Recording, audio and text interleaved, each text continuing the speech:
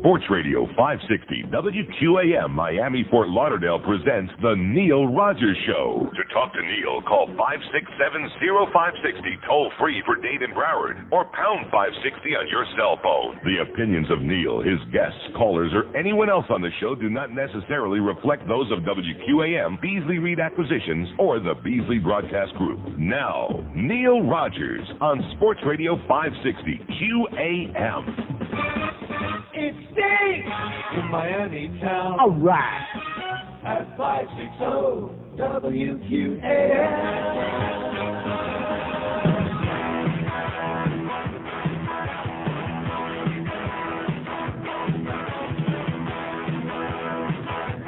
How's the conception? He's a wonder boy toy. Had a major wind spurt. Watched the Hershey Highway and reading Martha Stewart. He's winning lots of races, baby, and the coveted Winston Cup. Rearing Earnhardt was no mistake. Just getting mud for the dump. Boys of the rainbow. Quickest hit in NASCAR. Wiping ass on Martin. His bread and cheese at J-Mart. The fans won't be tickled when they find out he makes six trickle. Watch him race away. Hot down the boy is Jay. Oh my God. Gordon is Jay. Woo, that hurts. Gordon is gay. Woo, yeah. All right.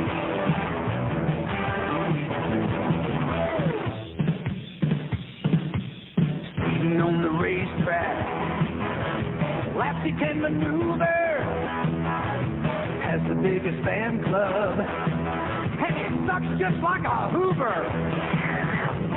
He'll bend over for a guy now, baby, anything that he likes to hum. His racing outfit always matches. Hey, look at him, he's wearing red pumps. Fans won't be tickled when they find out he makes it trickle. Watch it race away.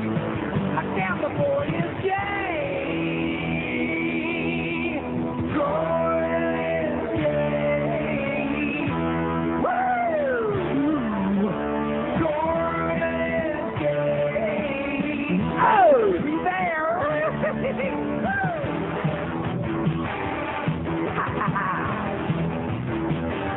Woo, I'm feeling good now.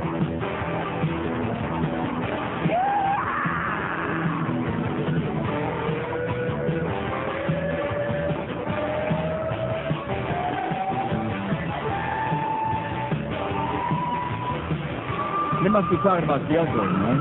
I mean, he's been on his books. Plus, he's dead now, so you can say that. It must be Gail Gordon or like some other Gordon. It's 10:03 at 560 WQM. Happy Wednesday to you. I saw last night, you know, on the cable channels, all the cable channels have got these local cut-ins where local advertisers buy spots that are, you know, local spots, even though it's on a cable. And I have no idea. I probably should have written down what account it was for, what client, what sponsor. But it was on the Weather Channel. Maybe some of you have seen this spot. I've never seen anything like this in my life. In my life. On the bottom of the screen, throughout the entire ad, on every part of the commercial, there was a fish symbol. So the message is, only if you're Farbissina Goyim like we are, only if you're professional Gentiles, should you do business with us. Isn't that the message that they're trying to convey? Sure. It's like that Christian Yellow Pages thing, the same thing. I appreciate that. Yeah, that's right. I think that's a good idea. In other words, if you don't want to do business with those of us who are Jews, atheists, Buddhists, Seventh-day Adventists, whatever the hell we might be, only born-again Christians, then please be sure and put the fish symbol there on your ads, and we'll just stay the hell away and do business with somebody else. Okay? Okay. Thank you. So last night, boy, I'm telling you, I'm so punchy this morning, I don't know whether to scream or eat Chiquita banana. First of all, I watched a couple of periods of that Panther game, which they wound up with a 2-2 tie, by the way, in case you missed out on our Mike Rennery show this morning here on QAM. At any rate, they wound up with a 2-2 tie. I managed to stay through the first two periods. By the way, great game. Pittsburgh and Calgary last night. What a performance by Marty Straka. Oh, my God. Player of the game. He was unbelievable. Anybody see that on your little dish? No. Wow. Marty Straka. I told you, I tried to tell that hard-ass Doug McClain, none of these people listen to me. I know nothing, okay? So at any rate, I managed to stay awake through two periods, then taped the third period, went to bed. And for some bizarre reason, it must be my psychic powers again, couldn't sleep worth a crap. And why didn't I sleep worth a crap? Because I was laying there thinking about this place. For the first time in a long time, I've had a real good success rate on that for several months now. Kind of putting all of that on the back burner and avoiding being concerned about the Bush League. But here it is a year later. Maybe Hank kind of like sowed the seeds yesterday, because I'm driving home out of here yesterday and I hear Hank talking about our sales manager, Screw Ann, and about how she must have the naked pictures, and he had another major run-in with her, and now there's no communications, and yada, yada, yada, which you've heard me say a million times. And maybe that kind of like planted the seeds and rekindled, because I've been sitting here with tremendous frustration for months on end, and now it kind of brings back all this whole long year, and here we are a year later. Then I come in this morning, because my dog, evidently, it must have rubbed off on him too, the little dog. He couldn't sleep, and then all of a sudden I hear scratching on the floor and look in the other room, and oh my God. And then this morning he keeps me up all night long to make sure I get no sleep at all, and this morning I go in there and find like bloody diarrhea all over, so he's at the vet right now, okay? I think my little dog has bloody diarrhea from the QAM sales department is what it is. Don't you think? Yes. I think that's what it is. No, seriously, I think that the stress, you know how you transference of stress, because I was under enormous stress, and all of a sudden I noticed he couldn't sleep. He's potchking around, running around the floor, making deposits all over the place, and then by the time the morning came, he was already not eating and had bloody sleep. Oh, man. So I've had a lovely day. I've been on my hands and knees scrubbing and just all kinds of like bloody diarrhea off the carpet. Time for dry concept. What? I'm eating. Well, excuse me, okay? That's part of the Neil Rogers diet. I mean, it's no Dr. Stillman's lipotherm diet, which I'll talk about in a minute, which I see a half-a-page ad in the Herald for this bull crap. It's not that, but it's the Neil Rogers diet. Just think about getting on your hands and knees with, with wet towels, cleaning up bloody diarrhea from your dog, or maybe from like a human, and that'll put your appetite on the back burner, huh? That's right. You'll lose your appetite so fast you'll your brains out. So little dog is at the vet this morning. Speaking of dogs, which we were yesterday, and like I said, anybody who's not a dog lover, although little dogs, it's a very specialized thing. It's a compartmentalized thing, little dogs. Tiny little yappy, pain-in-the-ass dogs who a lot.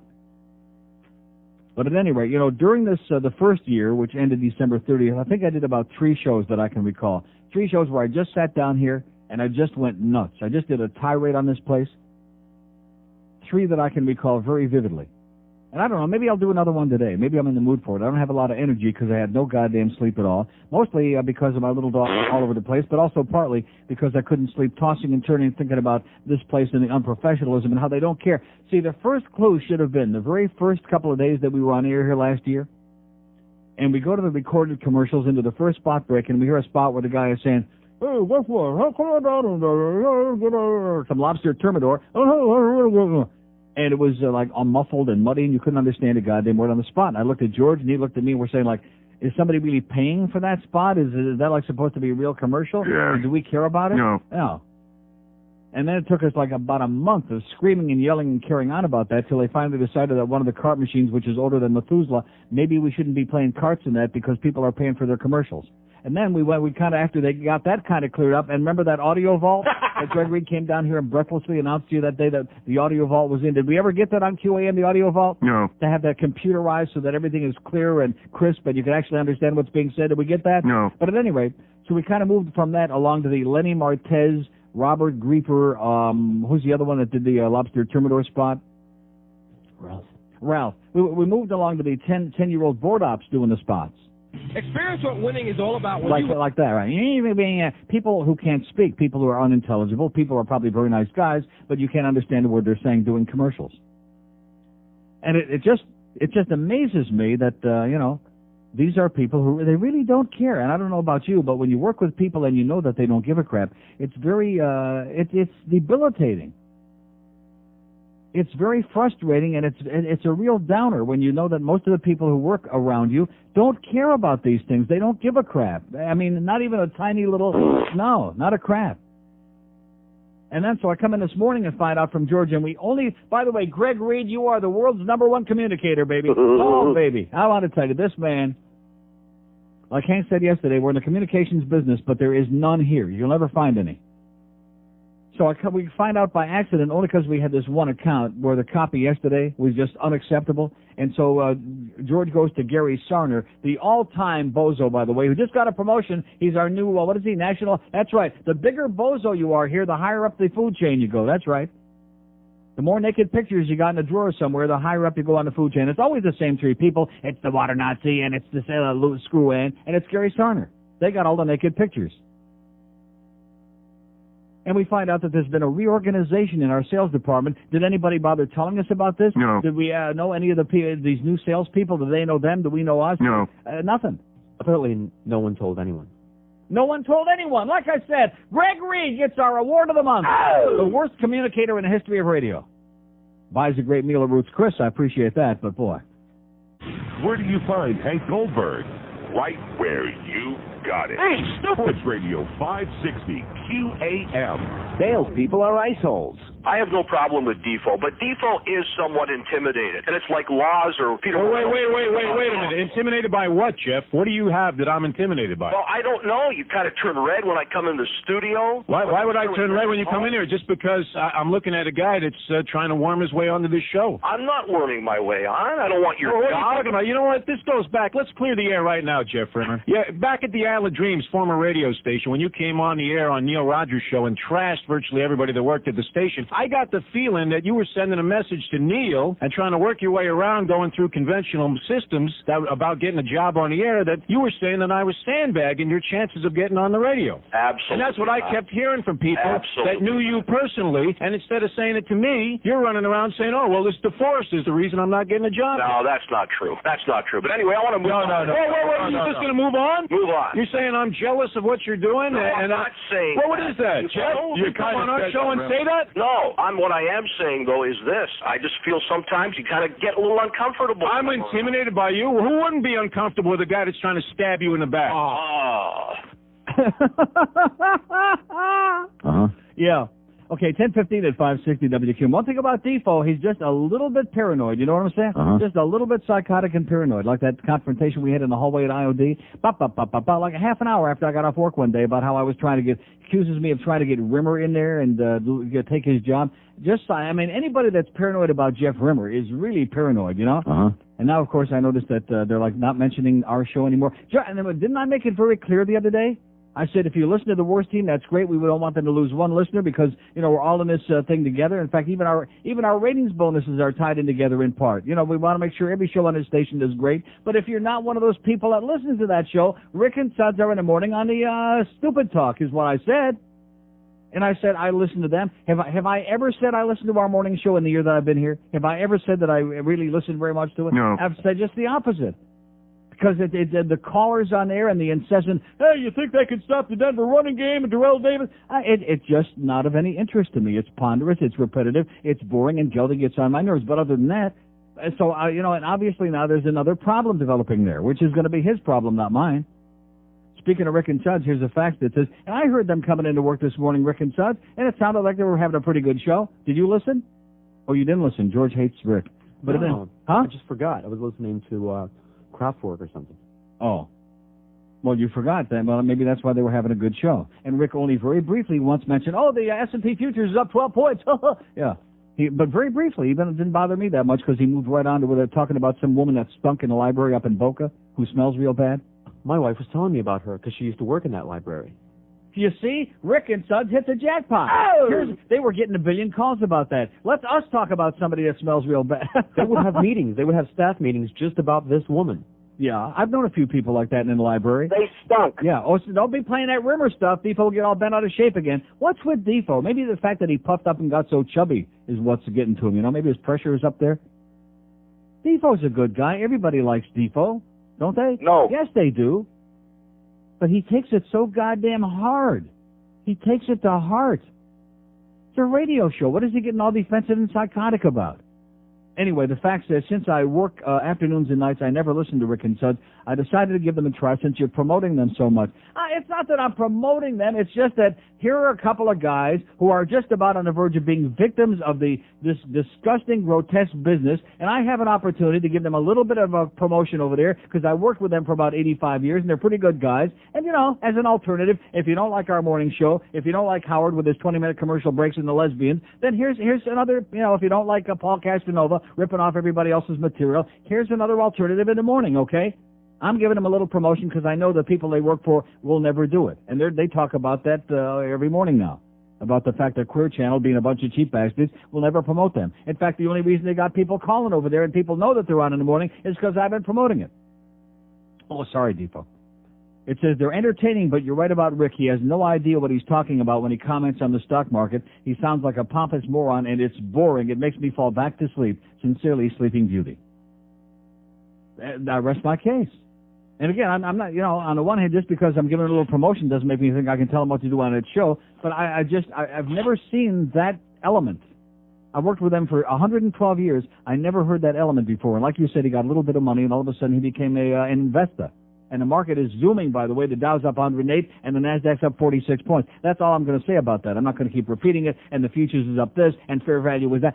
You know, because generally speaking, it's the flea market crowd, not the stock market crowd. The stock market crowd are sitting there right now. They're sitting at their little computers. They're, you know, trading online, and they're plunging their brains out. They're gambling away like crazy because that's what it is. But right now, things are looking really great. Europe went way to hell up again today. They're way, way up. Phenomenal. But it's boring. It is terminal. It is ponderous. It is really boring. But getting back to this thing about the whole philosophy of the sad part about it here at this radio station, I've told you this before, is there is no competition. None. Rick and Suds in the morning are the only semblance of a show on that radio station now. On Stupid Talk. The best AM signal in the market, right in the middle of the dial. They have nothing else after 10 a.m. Zero. Nothing. IOD with that stale, awful marginal news format that they got, it's a non-factor anymore. It might as well shut it off now instead of waiting until they build the condos and they block off the tower and have to shut it off the air. They might as well do it now. It's a non-factor. It's a non-competitor with ratings that are minuscule. Is there anybody else on the AM band that speaks English that would even come to mind? No. So the AM band should be owned by WQAM. But the problem is that we have people here who are just interested in vegetating their way through life. They don't care. I mean, professionalism, doing a job for their clients, putting people on here who sound like they belong on here. It's like production. Do we have a production director at this station? No. In Sturgis, Michigan, at WSTR, 1966 and 7, I worked there. I was program director there 2 years. Sturgis, Michigan. I don't even know how many people were, like 15,000 people there, maybe. We had a production person. I mean, he also did other things on the staff, but he was a production director. You know, who recorded commercials, that kind of stuff. As opposed to bringing in 10-year-old kids from the sports bar. Here you go, Wayne, do a spot. Okay, hey, come on down and buy a cow. Take the mystery out of renting a car. Take the risk out of renting a cow. Well, you want to say that again? Run that by me again. Take the mystery.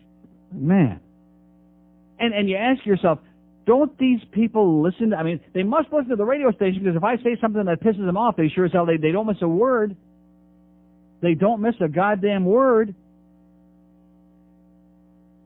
But evidently maybe they tune it down during the spots. Maybe that's what it is. That all these clients are paying a lot of money for. And that we just keep getting a lot of stale stuff brought in here that sits in here day after day and week after week and month after month. Hey, you guys on the air, the air talent, make magic for us now, okay? Even though you've had that copy since before Thomas Edison was a baby, go ahead and make magic for the clients and make them a lot of business, okay, if you want. If not, we don't care anyway, because all we really want, I'm telling you, they ought to, when they finish with the new studios upstairs, if and when that ever happens, and when QAM as an entity is totally in this building, we ought to put a big sign on the outside of the building. Just give us the money, okay? That should be the motto at QAM. Just give us the money and don't bother us with anything after that. I've never heard of such a concept. I've never seen anything like it. Mine eyes have never seen the coming of this kind of dreck. And we've got this one, and they're rotating. They're perching and rotating on it is what they're doing. We got the local sales manager and the general sales manager and the national sales manager and the sports sales manager and the regional sales manager. Everybody here is a chief cook and a bottle washer. Everybody here's got a title. But in the meantime, nobody talks to anybody else. And like I said, it's only by accident.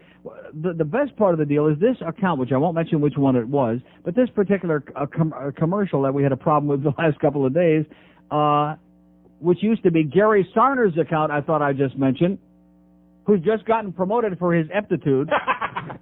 A sales guy that I never met before, that never heard of the account, that knows for nothing about it. This is the kind of due diligence that goes on here. And like I said, we've got an open avenue out there. It would be like if all the other teams in any sport, you picked a sport, if they all folded and went out of business, you had the only team, and you still couldn't win a game. There's nobody else out there on the ice, on the field, on the diamond, and you still can't win. There's no competitor out there in sight, and you still can't put the ball in the end zone. Yeah, what was the game here a few weeks ago where they, in overtime, or at the very end of the game, whatever the hell it was, and they forced them to do the extra point? And guess what? They went for two. Well, what a surprise, because the other team never came out and lined up. So they took the ball, the quarterback took it in the end zone. All right, it's good, 2 points. That's what it's like. Yeah, no, seriously, that's true. The other team refused to come back for the extra point. I forget what game it was. That's what we got out there. We have no competition, and we still can't get it done right. Because we have too many people in this place. And I like I said, I did 3 shows screaming about it for a year. I got over it for a few months. I somehow psychologically managed to adapt to it. And now, for whatever reason, maybe my psychic vibrations knew that a lot of shenanigans were going around behind the scenes that nobody bothered to tell us about. And only because George went to Gary Sarner and asked about a particular account and a piece of copy that my dog wouldn't look at, he wouldn't have done a bloody number on. That's how bad that piece of copy was. He would have shied away from it. Only because he asked a question. Oh, well, by the way, I'm no longer doing that. I'm the, what is he now? The chief cook and, national sales manager, Gary Sarner. Oh, boy, that's great. Well, at least it'll keep him out of our hair and off of this show anyway. That's good.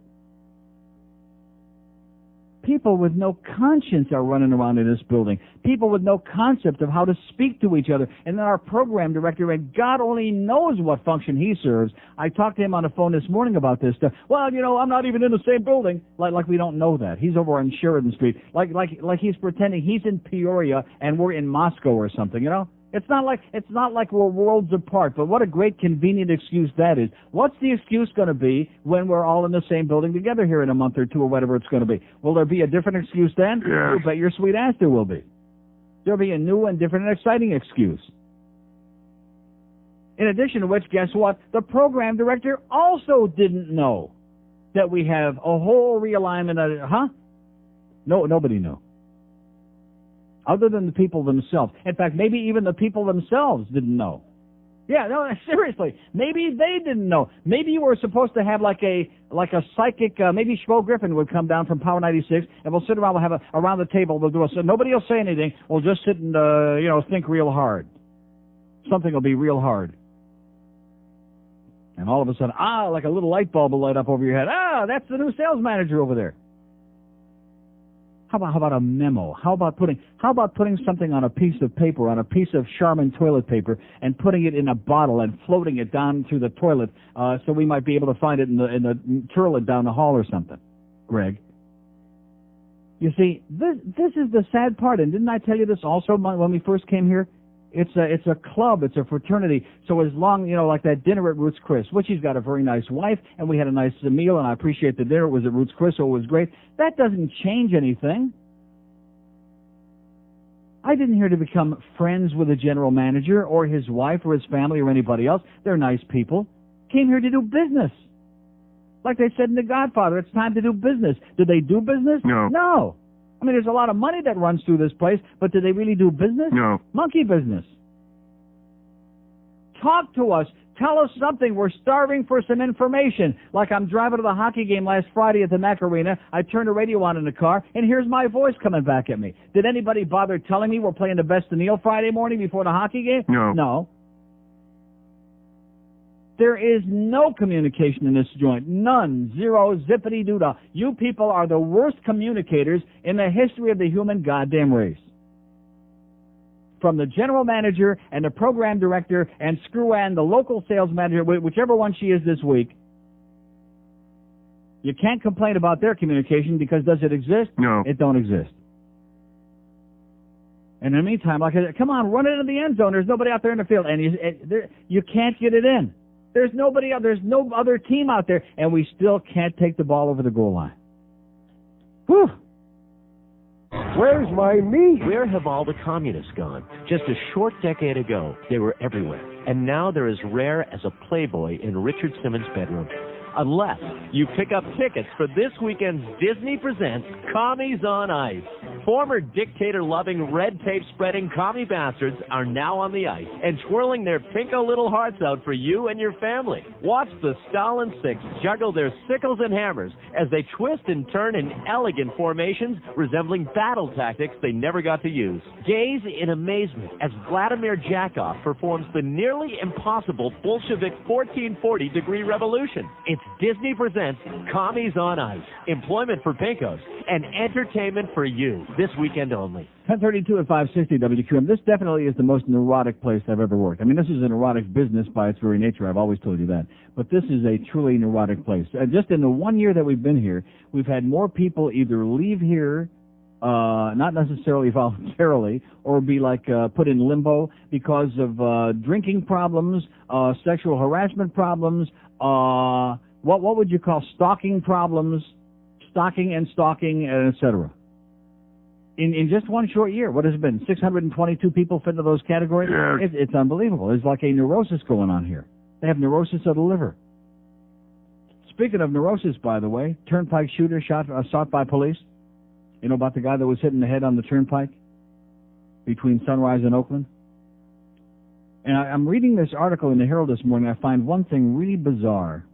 Florida Highway Patrol Captain Jeff Succi, whose investigators tried to trace the bullet and its intention, says, is this a randomly fired gun somewhere that hit a car, or was it a deliberate act? You hear about it on all roads, whether U.S., state, or local roads. Was it a deliberate act, or did it just come from somewhere? A random bullet. As if New Year's Eve is over last time I checked, right? Uh-huh. It's over with. In other words, were there just people standing off, a few feet off the side of the road on the Turnpike and the interstates, firing off rounds? Is that what it is? Uh-huh. Evidently. No, just stop and think about that. Well, the range costs money. Yeah. So you have to get your target practice. But you conjure up in your mind the vision that they're, no matter where you're driving, they're like that thing in Reno that I read about yesterday. He says you read about it or hear about it on all roads, whether U.S., state, or local roads, they're shooting up a storm because we have that heritage with the old Wild West, and that's the American fucking way. Right, that's it. So consider that kind of a bizarre comment by the whatever he was, the highway FHP porker, Captain Succi. But at any rate, I'm sure we'll find out. I'm sure we won't have any more shootings out there on the highway, will we? Here's our call of the morning. Here's Pembroke Pines. Hello. Neil, how you doing? Okay, sir. Yeah, last week I think you were doing the different dances, the end zone celebrations. Yes. And somebody mentioned the six gun. Maybe Brian. Yeah. Yeah, Butch Johnson, which I always thought he was white. He was one of the most light-complected dark guys ever in the history. I always thought he was a white guy. Well, I was thinking maybe Brian Blades thought he was doing the six gun a couple of years ago. Yeah, could have been. Yeah, now this football thing with the tickets. I went to the Orange Bowl. By the way, I heard Hank had Edgerrin when I left. Where the hell was I yesterday? Yeah, real articulate. I heard Edgerrin James on there yesterday, and then he was talking. Now, is he married? Because he was talking about his family and he have a baby. No. And, he's not married? No. No. And he's got a daughter that he's talking about. He's going to sign, he's going to the draft and going to the NFL because he's got to raise money for his family, but he's not married. Okay, well, I guess we're nitpicking now. Now I felt very sorry for him because, should he break a leg or something, God forbid, like that, I'm wondering what he's going to be doing for a living. I mean, he was... Well, he's not majoring in engineering, or anything. And then I love those people who say, well, how dare he, leave a year early and not further his education. I mean, I think at this point, it ain't going to make a whole lot of difference. It's not going to get any further, that's true. Yeah. The football thing would not... What do they call him for short? Edgy? Hey, Edgy, you be gotten a wedgie, Edgy. Yeah. What do you call a guy named Edgerin? But at any rate, I'm sorry. That's okay. I'm just nitpicking again with these sports guys.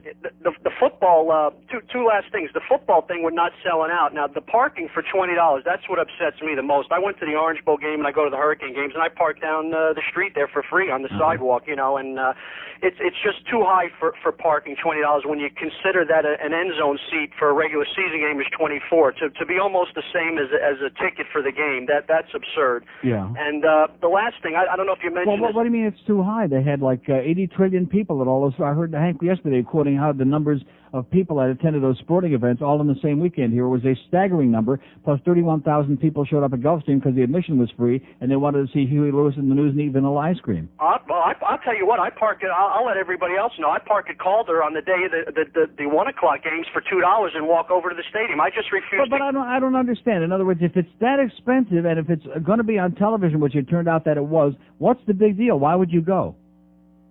I don't know. I didn't go when it was on TV. I'm saying when they don't sell out. I went to 2 games this year that were not televised. The St. Louis Rams and. But why would anybody go and see the Rams? No, I like football. Okay. I like pro football. That's so. But the last thing, call me crazy. The Beasley Reed situation. Did you guys talk about that the last 2 days with the lawsuit? We are not going to be discussing it. It's a pending lawsuit, and obviously we have nothing to say about it. Oh, you can't comment? No. Okay. Have a great day. Ciao. Okay, there's our call for the day. Thank you, sir. Covered a few bases there. Doesn't like the parking cost for the ball games, and et cetera and so on.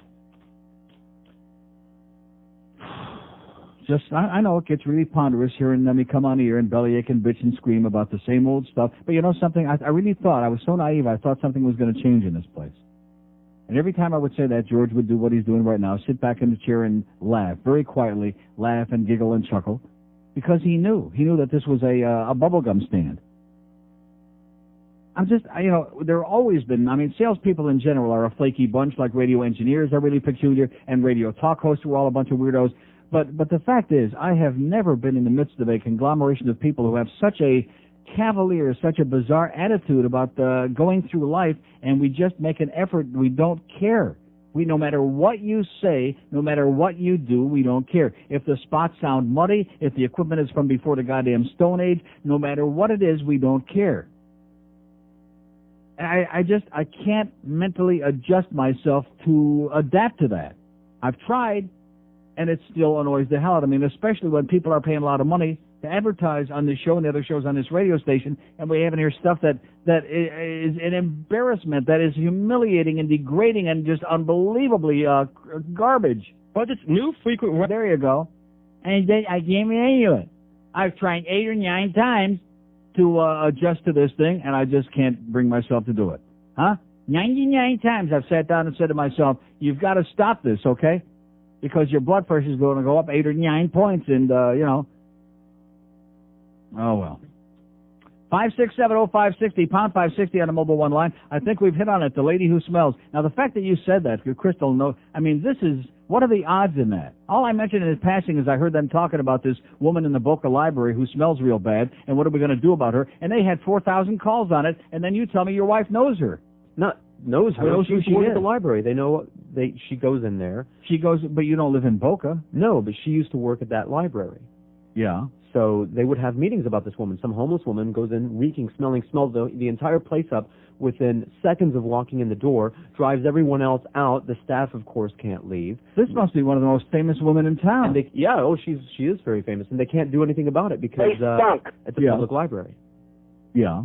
Yeah, because somebody called him this morning and said there was some guy, I think in Jersey or somewhere up north, who won a couple $100,000 in. He sued the library because they tried to kick his ass out, and he won a couple $100,000 settlement, and also they still have to let him back in there all the time. What do we do about people who stink? I think that's a very, very good question because quite around here, that's a question. That's a perpetual question because we got a lot of people who stink around this joint. 20 before 11 at 560 WQAM. Neil Rogers is my lover. Bond is back, and he's older than ever in Oldfinger. If I could only pull this trigger. Damn that arthritis.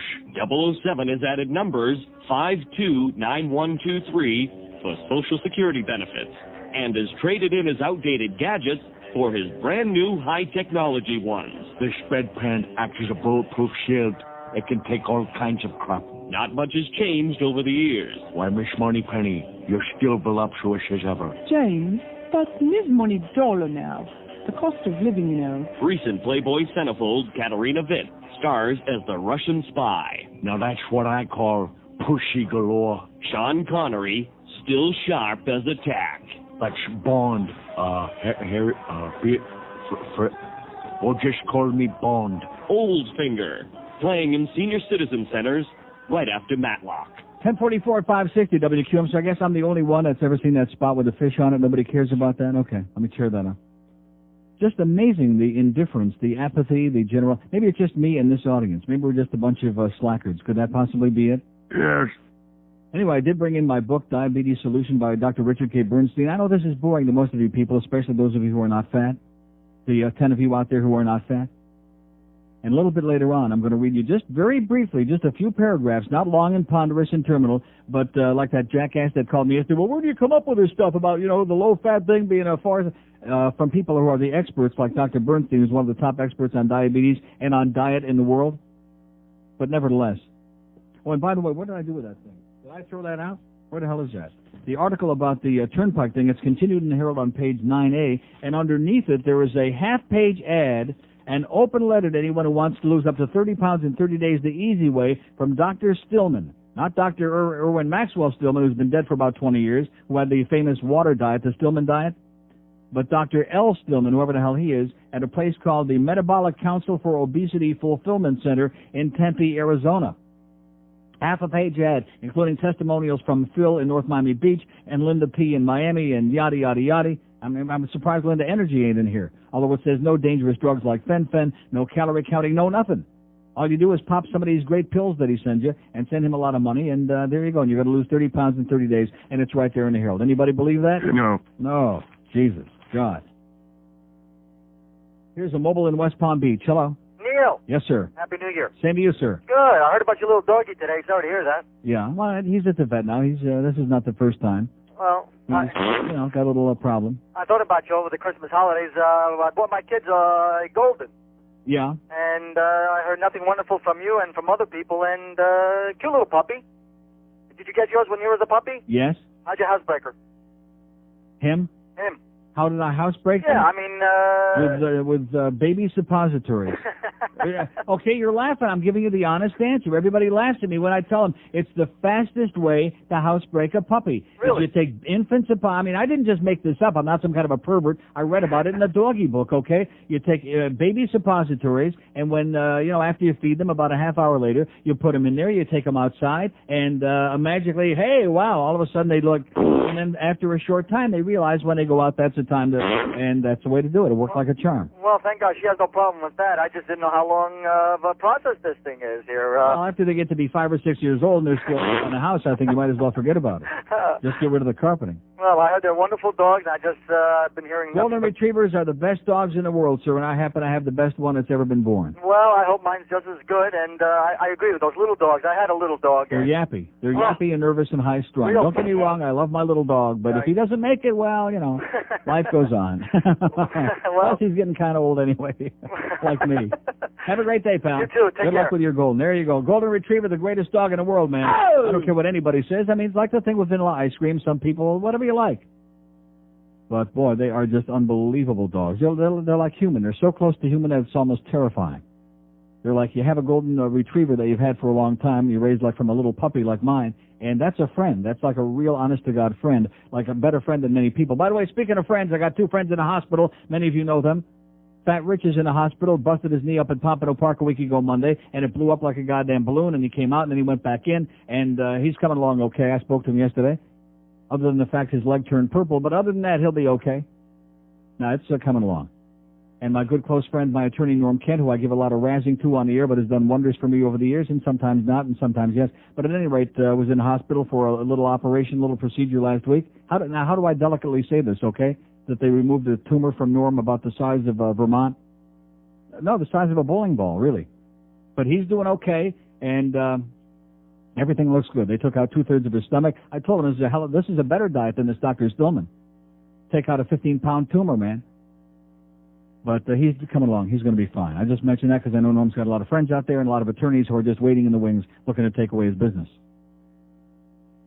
Here's a mobile in, what is it? Spring Hill. Hello. Good morning, Neil. Yes, sir. Happy Wednesday. Happy Wednesday. If I'm a little incoherent today, I apologize, but I had like 2.5 hours sleep with my dog with his bloody problem all night. That's okay. And this bloody place. Long-time listener from way back when Yes, you were sir. up when you were on IOD. Right. I haven't talked to you in a long time, but now that thanks to my computer, I can listen to you on the internet. Right. So it's a beautiful thing. Thank God for the internet, man. Me and my brother, we sit there with bated breath, and we sit and we listen, and we love it. And we miss you, and well, at least we get to hear you on the radio this way. Okay. Have a great life. Oh, Neil. Yes. Put the lotion in the basket. Okay. Get out of here. Perfect. We have an open line in Broward, all three in day, 856-7. You know, it's going to be slow today. I'll just read the whole book, the Diabetes Solution book. Neil Rogers is my lover. You already said that, okay? Where did that come from? I just did it like with a... Like, come on, do it again. You can do it. No, seriously, what the hell did I hit on here that made that cub fire up? I didn't even know there was such a thing. It's not on the bottom line. I just discovered a... wait a minute. Let's see how you do that. Can't do it again. You hit tab, that's what you did. Oh. Is he still pissed off, Tab, because they outed him with Anthony Perkins? Where the hell is Tab on this thing? I don't even see where the goddamn tab is on this thing. Left. Left what? There's no tab on this. Sure, it's two little Neil arrows. Rogers is my lover. Oh. You better go out and get this in hardcover because there's not a lot of copies in every bookstore and they'll be gone real fast. I've talked about this book before. This is not just for diabetics, by the way. It's for people that want to lose weight, people who are carbohydrate addicts like I am, and you know, really have an open mind, understanding how the carbohydrates and sugar are killing them. I know you don't want to hear that. I know it's a very boring and very unpopular topic, especially with this audience, because this is an eating audience. This is a food audience. It's always been that way. It's a food country. Not just my audience. People would much rather hear about delicious food and about fish food and about shoveling all kinds of good fattening stuff down their puss. And by the way, congratulations to me yesterday on resisting the famous anus. Oh! And my blood sugar was 84 this morning. With no medication, by the way. Nice going there, Neil. Thank you. How do you like that? With virtually... Oh, no, I had a little one thing yesterday. That's right. But even in spite of that, when you're watching your P's and Q's. But, you know, you do the best you can. And I'll say this for those people, well, you know, we've heard you go on about this 500 times and you've always failed. But you know something? If I wouldn't have tried the 500 different times, I'd probably be, they'd have to wheel me in here in a wheelbarrow. I'd be one of those people who couldn't get through the goddamn door frame here. So at least during those times, it's called like keeping yourself alive, just in case you ever really get around to doing it right. At least you stay alive for a little while.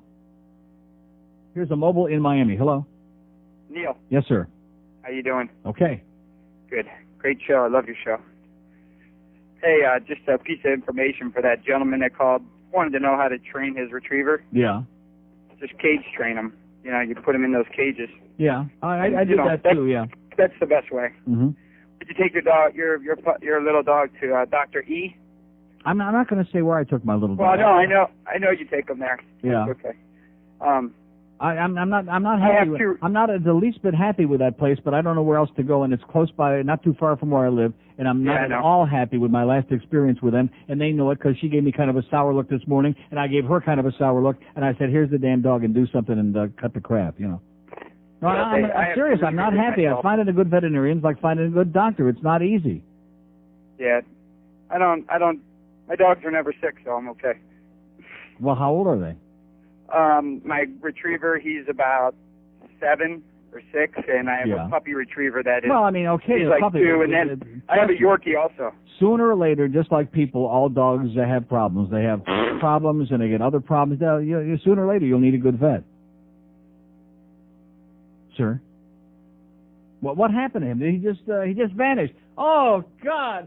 2.5 hours sleep. I come in here. These people are dead as a doornail. There's one call on the board. This guy's in the middle of a sentence. He just vanishes. You know something? There's Potchkin around with his phone again, okay? He just disappeared. I was over here on this side. I didn't touch anything. I didn't hear a dial tone. I didn't hear a click.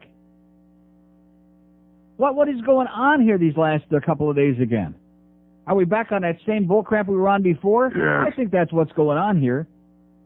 Are we ever going to get upstairs with a direct phone system that I have confidence really works? No. I mean, Jesus, there's another one of these deals. Oh, yeah, Power 96, they're up there. They got their radio jukebox smoking and joking up there.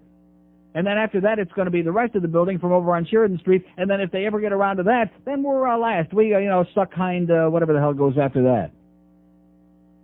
Because we're already down here in these fashionable digs with our own ants, okay? We don't have to worry about the insects from Sheridan Street. We got our own bugs over here to work out. 567-0560, pound 560 on a mobile one line. Just in case there's any interest here this morning, which just like yesterday, it looks like there will not. Here's a mobile in North Miami Beach. Hello. Hi, Neil. Yes, sir.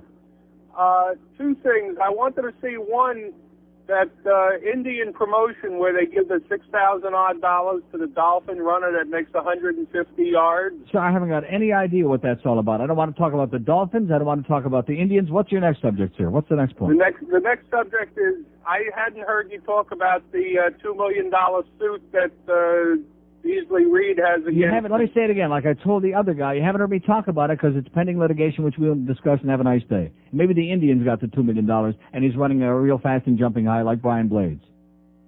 Oh, God. 567-0560, pound 560 on the mobile one line. Or could these people possibly be so stupid? Yes. They can, they are, and they will be.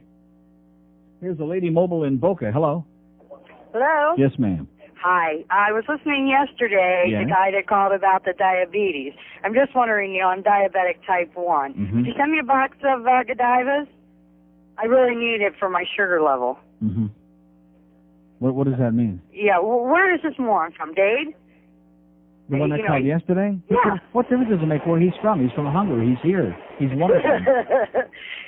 He's an absolute moron. Yeah. We don't need sugar to you're talking about the guy that said you have to have sugar to live. Yeah, you know something? I'm going to have a great day, lady, and get a new phone.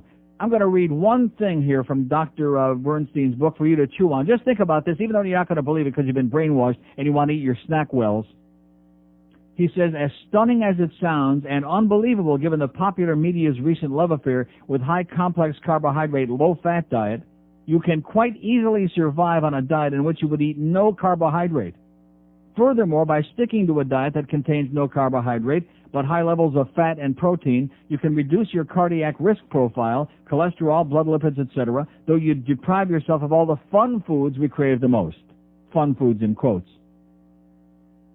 Let me say it again. By sticking to a diet that contains no carbohydrate but high levels of fat and protein, you can reduce your cardiac risk profile, like he's done, Dr. Bernstein, the guy that wrote this book, who is type 1 diabetic and has been since the age of 12. And went to school to become a medical doctor at the age of 45 so he could share his findings about diabetes with people all over the world and has become one of the most highly recognized diabetes experts in the world. How do you like that? So you can tell me that I'm full of crap and that the Snackwells people and the low-fat people are the real diet people and the healthy people, and I'll tell you they're full of crap. And I didn't get my facts from some jackass that called here anonymously on a phone yesterday, give me a song and dance about, you got to have sugar to stay alive. Right. There you go. Got to have that sugar, baby. He's probably one of those goddamn cane people. And I don't mean Steve either. Just like we had the dog people, the dog track people calling from Naples yesterday with their big stupid mouths. You notice that 2 in a row, back to back. You think that was a coincidence? No. No, because all of a sudden I made some comment about all the slaughter of all these damn puppies. Now they breed them like rabbits by the millions and gas them by the thousands. Truth really hurts, don't it, guys, huh? 10:57 at 560 QAM. This is 560 QAM. You can kiss my rear end. It puts the lotion in the basket. It mixes it all up. It puts the lotion in the basket. It puts them both together. It puts the lotion in the basket. When the eyeball falls out, It puts the lotion in the basket. then it has to hose it down. It puts the lotion in the basket. It's what I have to get. It puts the lotion in the basket. Need to rub it on my breast. It puts the lotion in the basket. I have to dry clean my skin soon. It puts the lotion in the basket. I said, doctor, I switch my BB in my legs. I say, doctor, I like to dance around his waist.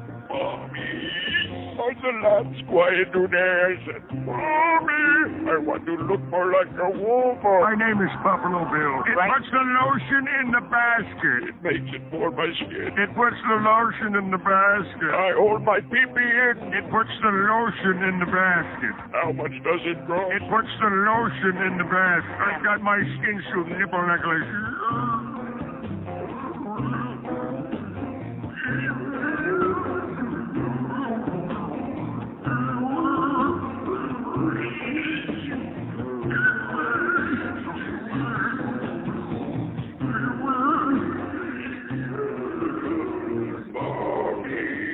Eleven 02 at 560 WQMC. I'm just thinking about it while I'm lighting up my great cigar from Nick's. I'm just thinking about this whole situation with these people that I work for and with in this place. See, we both have the same objective, and that is to make as much money as possible, okay? We're all in business to make money. There's no BS about that. But the difference being, they don't want to be bothered with the details of what goes between A and Z. Do you follow what I'm saying? In other words, there are actually things that you have to do in between, the desire to make the money and then actually just give us the money and don't bother us with all the details. That's basically where they're coming from. Now, if I knew how to do that, in other words, if I knew how I could have stayed home this morning and just called in and said, hey, how you doing, everybody? Have a nice day. Give me my check. I would, believe me, I'd be the first one to do it. I just don't know how to do that yet. We have an open line at Broward, all three in Dade, 5670560, pound 560 on the AT&T wireless line. Here's a mobile in Palm Beach. Hello. Hello, Neil? Yes, sir. Yeah, I got a little story to tell you. Last night I was sitting out in Sunrise watching the Panther game. Bitching at Peter Worrell just like everybody else when he's on the ice. Getting another stupid penalty, yeah. Yeah, so the girl next to me says, yeah, he's a real jerk. Like, oh, it sounds like you know it from personal experience. She goes on to tell me that her sister went out with him once or twice, first black guy she ever went out with. Well, let me tell you, she said the myth is not true. Hung like she said a he was butterfly. hung like a baby midget. Yeah. And it was the most disappointing sexual experience of her life. Uh-huh. Now, but at least it was one that you can remember. That's good. Thank you. Okay, that's it. That's it. That's what we got for today, boys and girls. Have a nice day. Like I said, it's been nice talking to you. I'm going to go home and expect a check to be coming in the mail in a couple of days. And that's, let's cut out the middleman. Let's cut out the pimp, all that middle stuff between A and Z of what it takes to, to get the money to come in. 5670560, pound 560 on the AT&T wireless line. I should have called in sick today. I could have done that. I could have dropped my dog off at the vet, gone back home and called you and said do the show, and then just gone home and slept all day, which I should have done, because that's obvious right now. Like I just get a fax a minute ago. Hey, Neil, there's a real interesting documentary on the impeachment of Andrew Johnson on CNN right now. Like first of all, I haven't seen 100 of those in the last 2 or 3 weeks. And number two, I'm going to just stop doing the show here in the middle. Maybe we could pop that up, but it's over right now. I hate to break the news to you. It's all over. These people wouldn't know Andrew Johnson from Lyndon Johnson from your Johnson, okay? Here's Plantation. Hello. Oh, Neil? Yes, sir. Listen, you were talking about a vet. You weren't very happy with the vet you saw today. Mm-hmm. I got a good one. No, I didn't say that I saw today. I've been going there for a long time. Okay. Yes, I've had several vets, and as far as I'm concerned, they're all marginal at best. Well, may I make a suggestion? There's one, a young lady vet in the promenade, the old Publix on Clary. Right. And Nob Hill. Uh-huh. She's very sweet and very good. Why don't you give her a try? Okay. Not very far. No, it's not very far. I've been bringing my dog there for years, and she's very, very nice. Yeah, I know exactly where it is.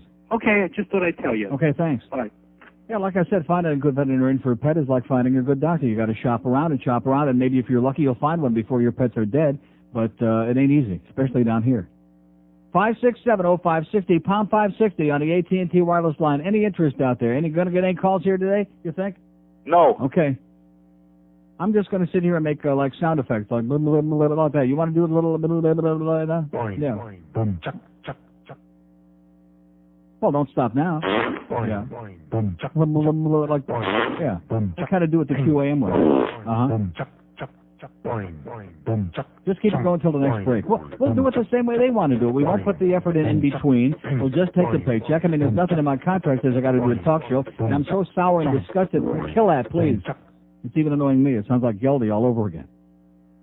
5670560, pound 560 on the AT&T wireless line. We're out of business here. We're completely, positively. What? That the NBA lockout has been resolved and they're reporting it on ESPN. No, I don't care. This is not a sports show. I don't care, okay? The NBA lockout has been resolved. They are going to have a little bit of a season, and they're going to play some basketball. Do I care about it? No. As a matter of fact, Newsweek magazine I was reading last night, there's an article, 70% of the people in America don't give a crap about the NBA to begin with, and of the 30% who do care, most of them didn't care whether there was going to be a season or not, did they? No. But these guys, they got to put the bread on the table and make their 12 million, 18 million, and 15 million. So they have to have like a little abbreviated season now so that Whammy can make a few bucks on there and get the Heat games on.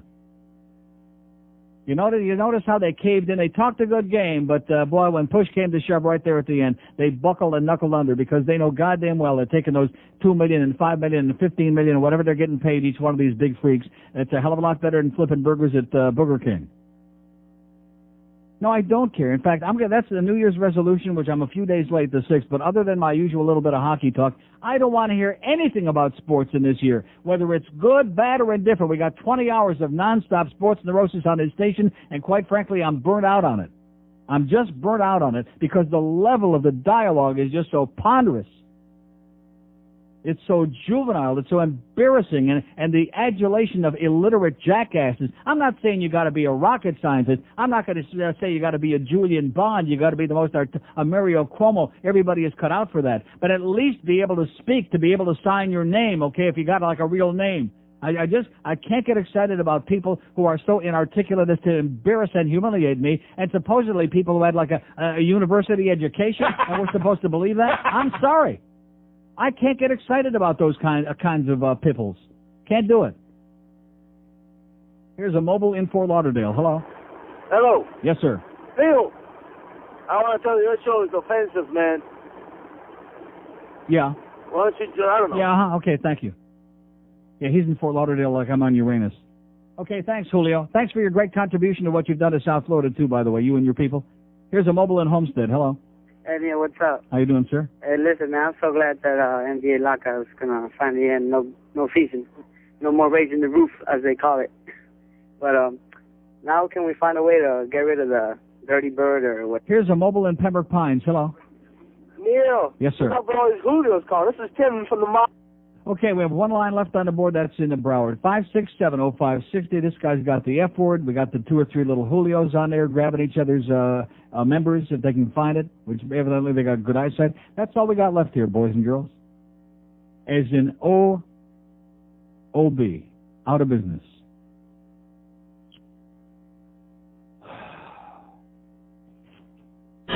Where do you find Jim Mandich?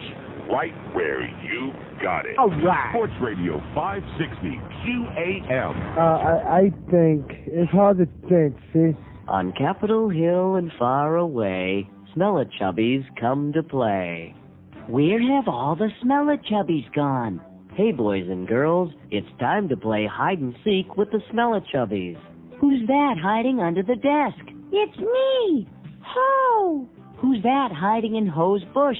Why, it's me, Sanky Danky. Who's that hiding behind the keg? Yes, that'd be me, Tipsy. Now that's what I call a smell-a-chubby. Here, there was nothing. Come over here and pull my finger. Oh, wait a minute. Thank you. It's 11:13. That sounded like that Dave Halberstam bit that we got with Scotty Mac, didn't it? 11:13 at 560 WQM. We have 2 open lines in Dade, 5670560, pound 560 on the AT&T wireless line. We're doing it the QAM way, baby. We're doing it the QAM way. Don't expect a show. Don't expect any entertainment. Just send us all your money, okay? And whatever else you got. Here's Plantation. Hello. Neil? Yes, sir. Yeah, a question and a comment later. The question is, my son is been a diabetic since he's 25, and he's like 40 now. The book that you mentioned, would that be for a diabetic 1? Both. Sorry? Both. Oh, for both. Because Dr. Bernstein is a type 1 diabetic. He was diabetic since he was 12 years old. Oh, Dr. Bernstein. And what is the name of this book, please? Diabetes Solution, Dr. Richard Bernstein. Gotcha. Hardcover. The comment, Neil. Yes. I've been listening to you a long time, since evening hours, 8 to 12, I think Oh, it God, was. right. And listen, you've been through this crap before. I think I can say the word crap, right? You can say all the crap you want.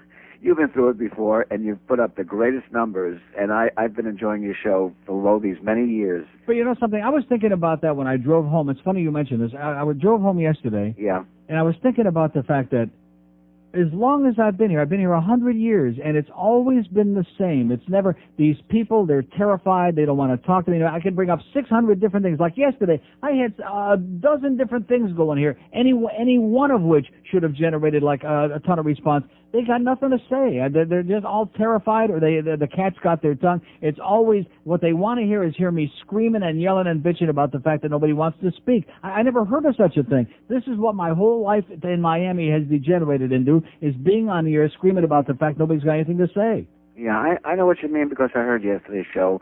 But it seems like, people like myself, I just call in once in a while, but I listen to you very, very often. Yeah. And you get some intelligence that will be calling in. But I'm not looking for intelligence. I'm looking for somebody alive other than the half-dozen chronics who call 400 times a day on every show in the universe. Right, I know. This one. But these people are all over the country. Helios, yeah. Aren't these people all over the country? No, they're not all over the country. They're here.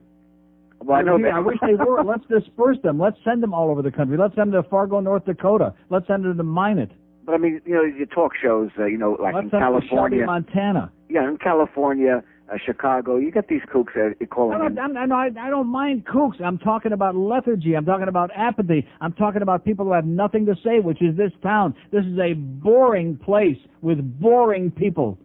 Well, I know what you mean. I know what you mean. No matter what it is. And if they do have something to say, usually they don't know what the hell they're talking about. Like you listen to sports conversation on this station, and as soon as the calls start coming in, immediately you're listening to a bunch of dodo birds. They don't know what they're talking about. Well, you're absolutely right. I've been listening to you for a long time, and I hear the same people.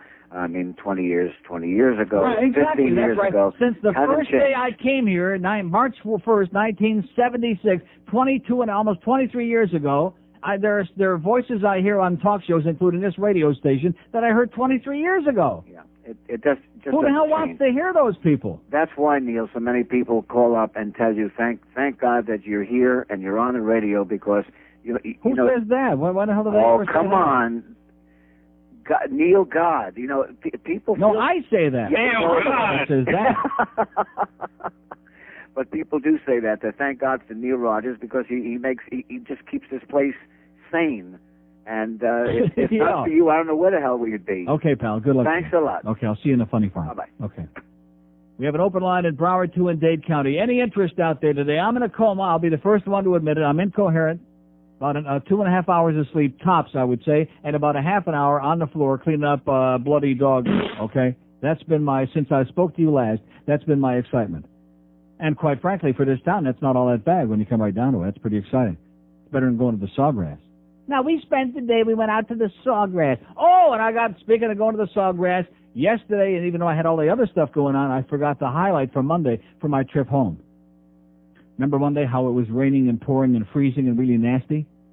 And so I have my drive home, and not only that, I went down to the doctor's. I went over to the beach, and it was like walking pneumonia, and I had the blood drawn. So I drive all the way home from Miami Beach, all the way to 595. And I get to Flamingo Road, and I go north on Flamingo Road, and all of a sudden I get to the corner of Flamingo and Broward Boulevard, and the light is green, but I notice that the half dozen or so cars in front of me in all the lanes are sitting there. And then I see a couple of porkers, BSO people out there in the intersection directing traffic, like maybe there's some big wreck up, like something's going on, right? I'll give you 75,000 guesses as to what was going on, and you'll still never guess why they had traffic all stopped. Not a funeral. No. A caravan of something going to the Macarena. That's a hint. Let me give you a better hint. Elephant. Okay? The circus was bringing in all their paraphernalia and all their trucks. The Ringling Brothers Circus. I hate those people. But listen to me. This is the Broward County Sheriff's Department that hard at work for us, okay? All the rest of us poor working slobs who have to go somewhere in the daytime or would like to get home sometime before midnight, we're sitting there in our cars getting steamed and pissed off, and guess what? The BSO is standing out there blocking all the traffic and waving on caravan, truck after truck, all these big Ringling Brothers trucks and all their paraphernalia and their assorted bull crap and their elephant crap. So they can get in there thank God in the left-hand lane, because evidently they were going to turn on Sunrise and go up to 136 to get to the Macarena. But this was like a 10-minute delay. sitting out there in the middle of the goddamn road, and you're wondering, well, what is, and then all of a sudden, here's the first truck turns, and another one. It's like waiting for a goddamn train, you know? You know how it is when you're waiting at railroad tracks? And you keep looking for the old caboose, and you keep looking, and oh, there it is. No, that's not it, because then there's all that stuff in between, those low riders, whatever they call those things. What do they call those things? Flatbeds. Flatbeds, yeah. I mean, real low ones.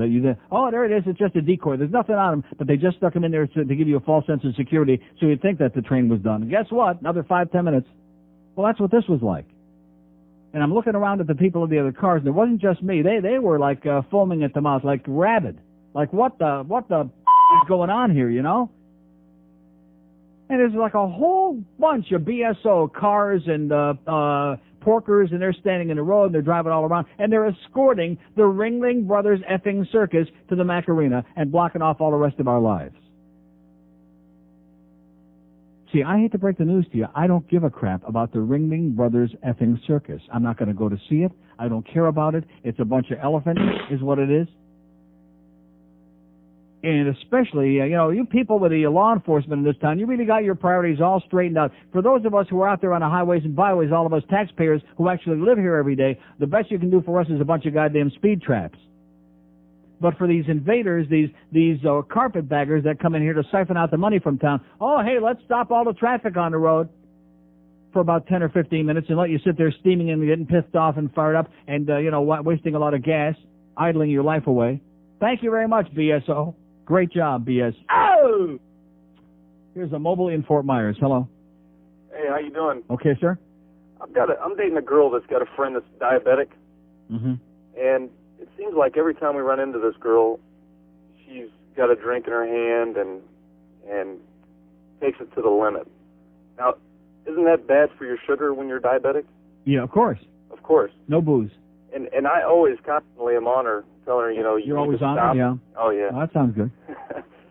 Asking her to, you know, don't drink tonight, quit drinking. Oh, I'm fine, I'm well, fine. if you stayed on her all the time, maybe she wouldn't have time to drink. Oh, yeah, that's true. It'd be nice, Just a wouldn't little sip in between, I guess, yeah. How do I approach this girl? Well, what do you mean, how do you approach it? You can lead a horse to water, but you can't make him stop drinking. Isn't that the way the saying goes? If she's going to kill herself, she's going to kill herself. Right. I mean, she could go into coma. It just bothers me because my grandfather's diabetic. He quit drinking. Yeah. Everything cold turkey, and I don't see why this girl can't do that. Well, maybe she's got a little problem there, you know? Right. Okay. I say dump the bitch before you get too involved, and then you have to start paying those heavy hospital bills. Thanks. Okay. Good luck to you, pal. He'll need it. Okay, one call left on the board. I just throw my arms up in the air at this point. You know what? I got nothing. I got plenty of nothing, like the old song says. No energy, and I'm sapped. I'm totally sapped with this crowd. 567-0560, pound 560 on the ATM. I mean, there is definitely something going on here, okay? I don't care what anybody says. I looked off to my right here for off to a window that's all blocked off anyway. I looked off here for 1 second. We had 5 calls on there. I looked back, and this guy was the last one on there. Please don't insult my intelligence by telling me that there's not some kind of horse crap going on again with this phone system. Please. This company, man, somebody ought to, forgetting about Marlin lawsuits, somebody ought to sue these bastards, okay, for impersonating a goddamn radio station and putting us in here with a bunch of schlock garbage. And then, of course, the people over there on Sheridan Street, oh, guess what? The good news is we're finally going to get you upstairs one of these days, maybe. But guess what? The bad news is you're going to still be working with the same bullcrap, outdated equipment that you've had for the last 500 years that isn't worth a crap. They just, like I said, they don't care. You can't move them for love or money. I don't want free meals. I don't want schmoozing. I want to do business. Do these people want to do business? No. God. Here's a mobile in Miami. Hello. Hey, Neil, how you doing? Okay, sir. Hey, don't pay attention to these people, Neil. I think it's the Christian conservative, that guy who said he's going to get you. He's trying to get you, Neil. That's probably what it is. By doing what? What is he doing? Who knows? What is the Christian conservative doing? Like all these other conservatives. What are you talking about? You know that guy who called you back a few months ago? He said he's going to get you and he's watching you. They're idiots. they're all playing these games. You know, What does that have to do with the fact that the people who are listening to this radio station have got nothing to say about anything? What does the Christian Coalition have to do with that? Yeah, they're screwing everything else up. They're probably screwing up a great show like yours. I mean, they're idiots. And how are they doing that, sir? Have they got? Are they mesmerizing these people? Have they got them all locked away? Have they deadened their instruments and their phones too? Is that what they've done? Probably. Who knows? Put something in the holy water, you know. That could be it. You might have a point. Hey, I have a question. I heard Goldie the other day, and they were talking. Not to get off the subject because I don't want to. If you're going to talk sports, that's going to be the end of the call. Oh, come on, just one. No. Come on, absolutely, Neil, positively. No. Have a great day. I'm not talking sports, okay? I'm burnt out. I love my hockey, but other than that, I can't take it anymore. I can't stand it. I can't imagine how anybody, like I said before, who do you think they're going to get in the expansion draft? Who do you think they ought to be looking for? Oh, God. Open line at Jane 1 in Broward, 5670560, pound 560. You know something? I should have let my dog come in and do the show. I should have stayed at the vet. There you go. Oh! Now you're talking. Now you're making some sense for once in your life. I should have stayed there and had another thorough exam. Even though I was just at the doctor, he said I'm fine. I should have still stayed there. Say, hey, you want some bloody stool? Here you go. Speaking of Randy. Bloody stool. Here's a mobile in North Miami. Hello. Uncle Neil. Every time I say bloody stool, Randy Rhodes comes to mind. Yes, sir. How you doing? Okay. Good. Listen, I didn't know if you saw the article in yesterday's Sun Sentinel in the local section on page 5B. No. About the emission control, one of your favorite topics. No. Didn't see it. Talks about how they need to revamp the program, and it may be a more costlier. Oh yeah, and they need to revamp it so they can get $20 instead of 10. Now you're talking. Yeah, well, no, what they were talking about actually was. Like, I wonder if they stuck their pipe up the rectum of those Ringling Brothers Circus vehicles that were coming through here yesterday. That they had the traffic all tied up on Monday. Well, they were talking about doing it every other year as opposed to every year. Great, and now you're talking. Making it cost $22.50 for each inspection. Yeah.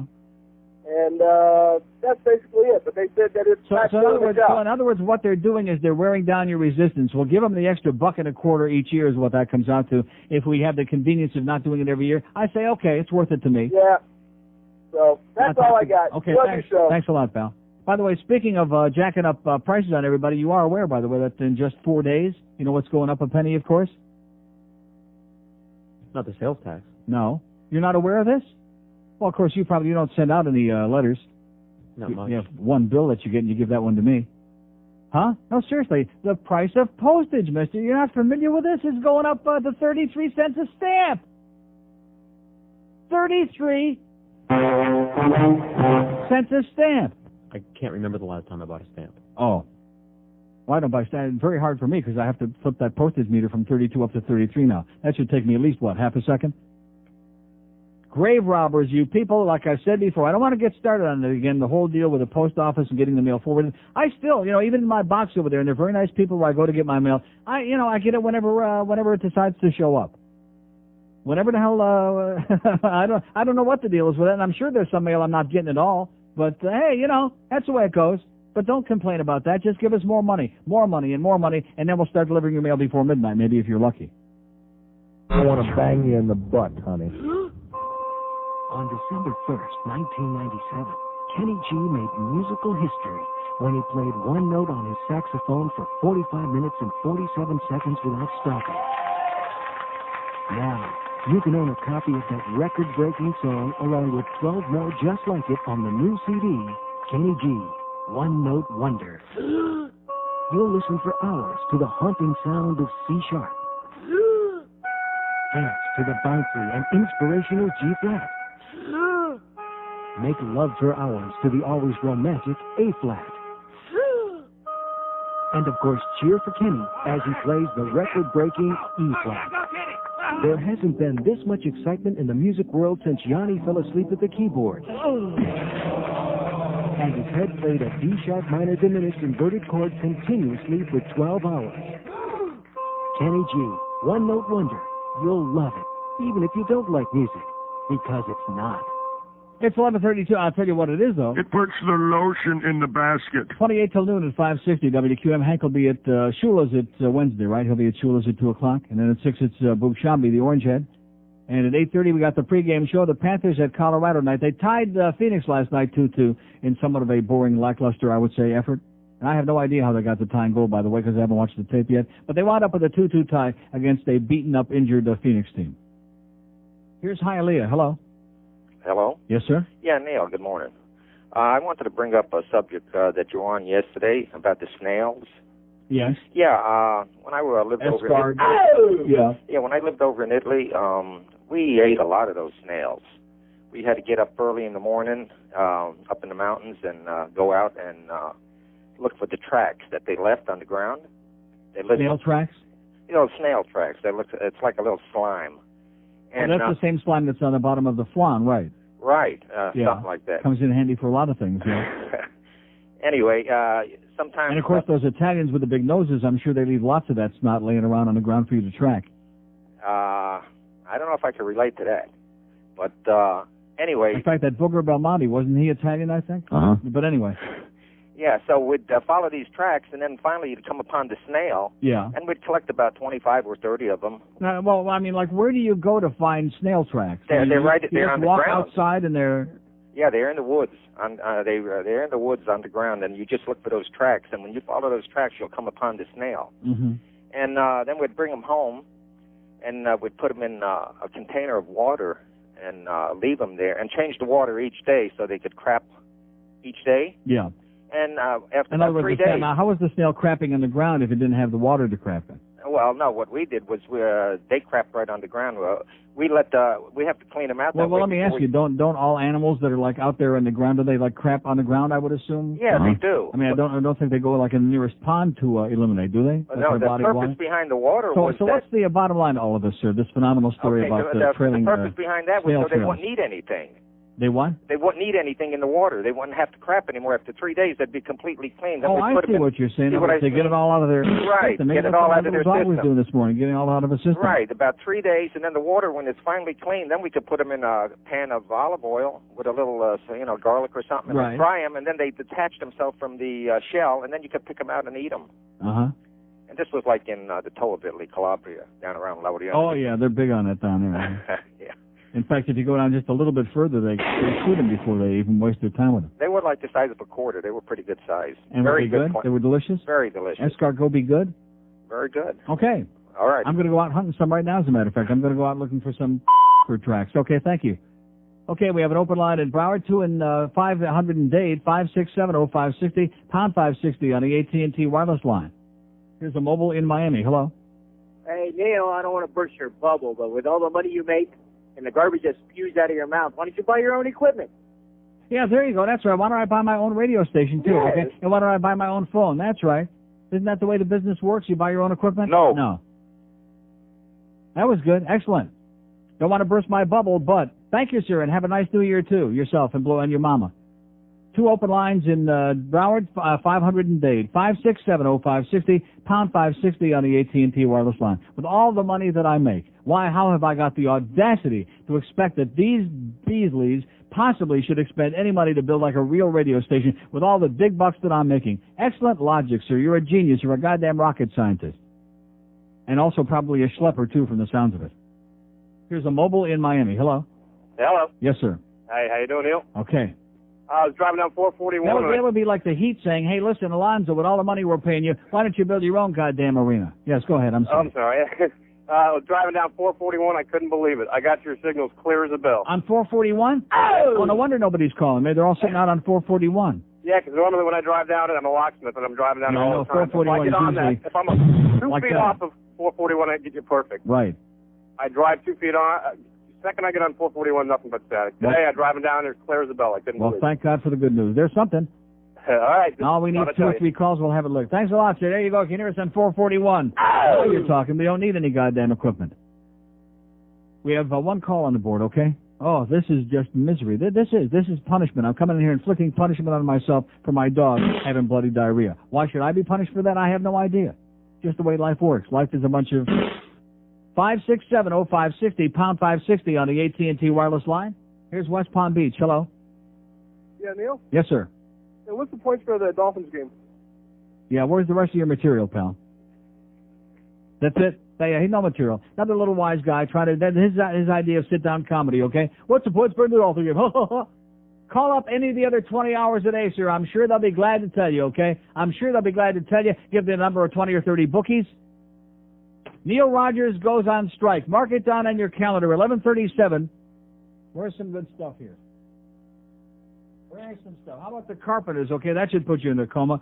11:37 on January the 6th, Wednesday night, only 6 days into the new year. As this audience puts old fat Uncle Neil into a goddamn immediate terminal coma with their great sense of humor, with their lack of material, with their lack of anything coherent to say. Nice going. Sit back, puff on a little stogie here. We'll do it the QAM way. We just want the money. Thank you.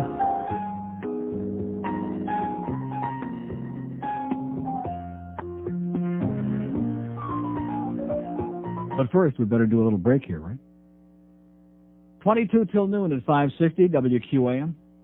Want to get yourself a great cigar? Then go down and see our friends at Nick's Cigars. In fact, a great way to sample all their exquisite cigars is to join our friends from Nick's at the annual Miami Big Smoke, hosted by Cigar Aficionado. It's being held on January the 12th. That's a week from, that's next Tuesday, last time I checked, from 7 to 10 p.m. at the Grand Ballroom of Lowe's, Miami Beach. The night features complimentary cigars, food, wine, and spirits. The Big Smoke always sells out, so call for tickets today, 212-481-0330. That's 212-481-0330. George will be there, by the way, and he'll take all the free cigars you bring him and whatever else you got that you don't want. He'll take that, too. The year-end scores are in, by the way, as I've been telling you the last few days, and boy, the people at Nick's are mighty proud, and they should be. Cigar Insider has picked the best cigars of the whole year, 1998, not just from this neck of the woods, but for the entire world, and 5 on the list of the top 25 are from Nick's Cigars. In fact, they're the only manufacturer in the universe that's got as many as 5 on the list.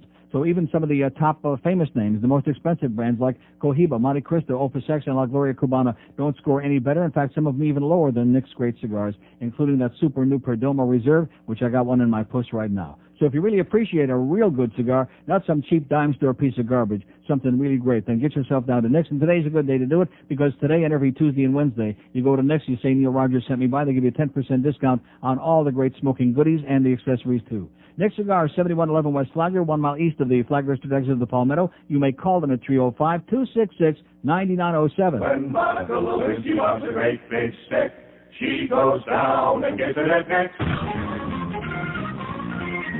Sports Fat Radio, WQAM. Are you sick of tossing and turning because you can't sleep at night? Gotta be up for work in a few hours. All I want's a little shut-eye. Then why not kick back and relax with Crime Life Records' new double CD set, The Sounds of Silence. That's right. Let your cares melt away with the soothing, relaxing, peaceful tranquility of complete and utter nothingness on this ridiculous, digitally remastered, timeless CD of pure, noiseless serenity. You'll hear songs like this and this. Plus, if you act now, for those of you who vacation in the country and can't get to sleep without the ambient noise of a bustling, thriving metropolis, we'll also throw in, at no additional charge, Sounds of the City. Wow. It sounds just like a real rat-infested, densely populated urban locale. Now I can finally get some shut-eye. To order the Sounds of Silence and the free Crap Beat bonus CD, Sounds of the City, call 1-800-I'm a total gullible idiot and I'll buy anything. Sorry, no COD. And how about those diet pills from Dr. Stillman, too?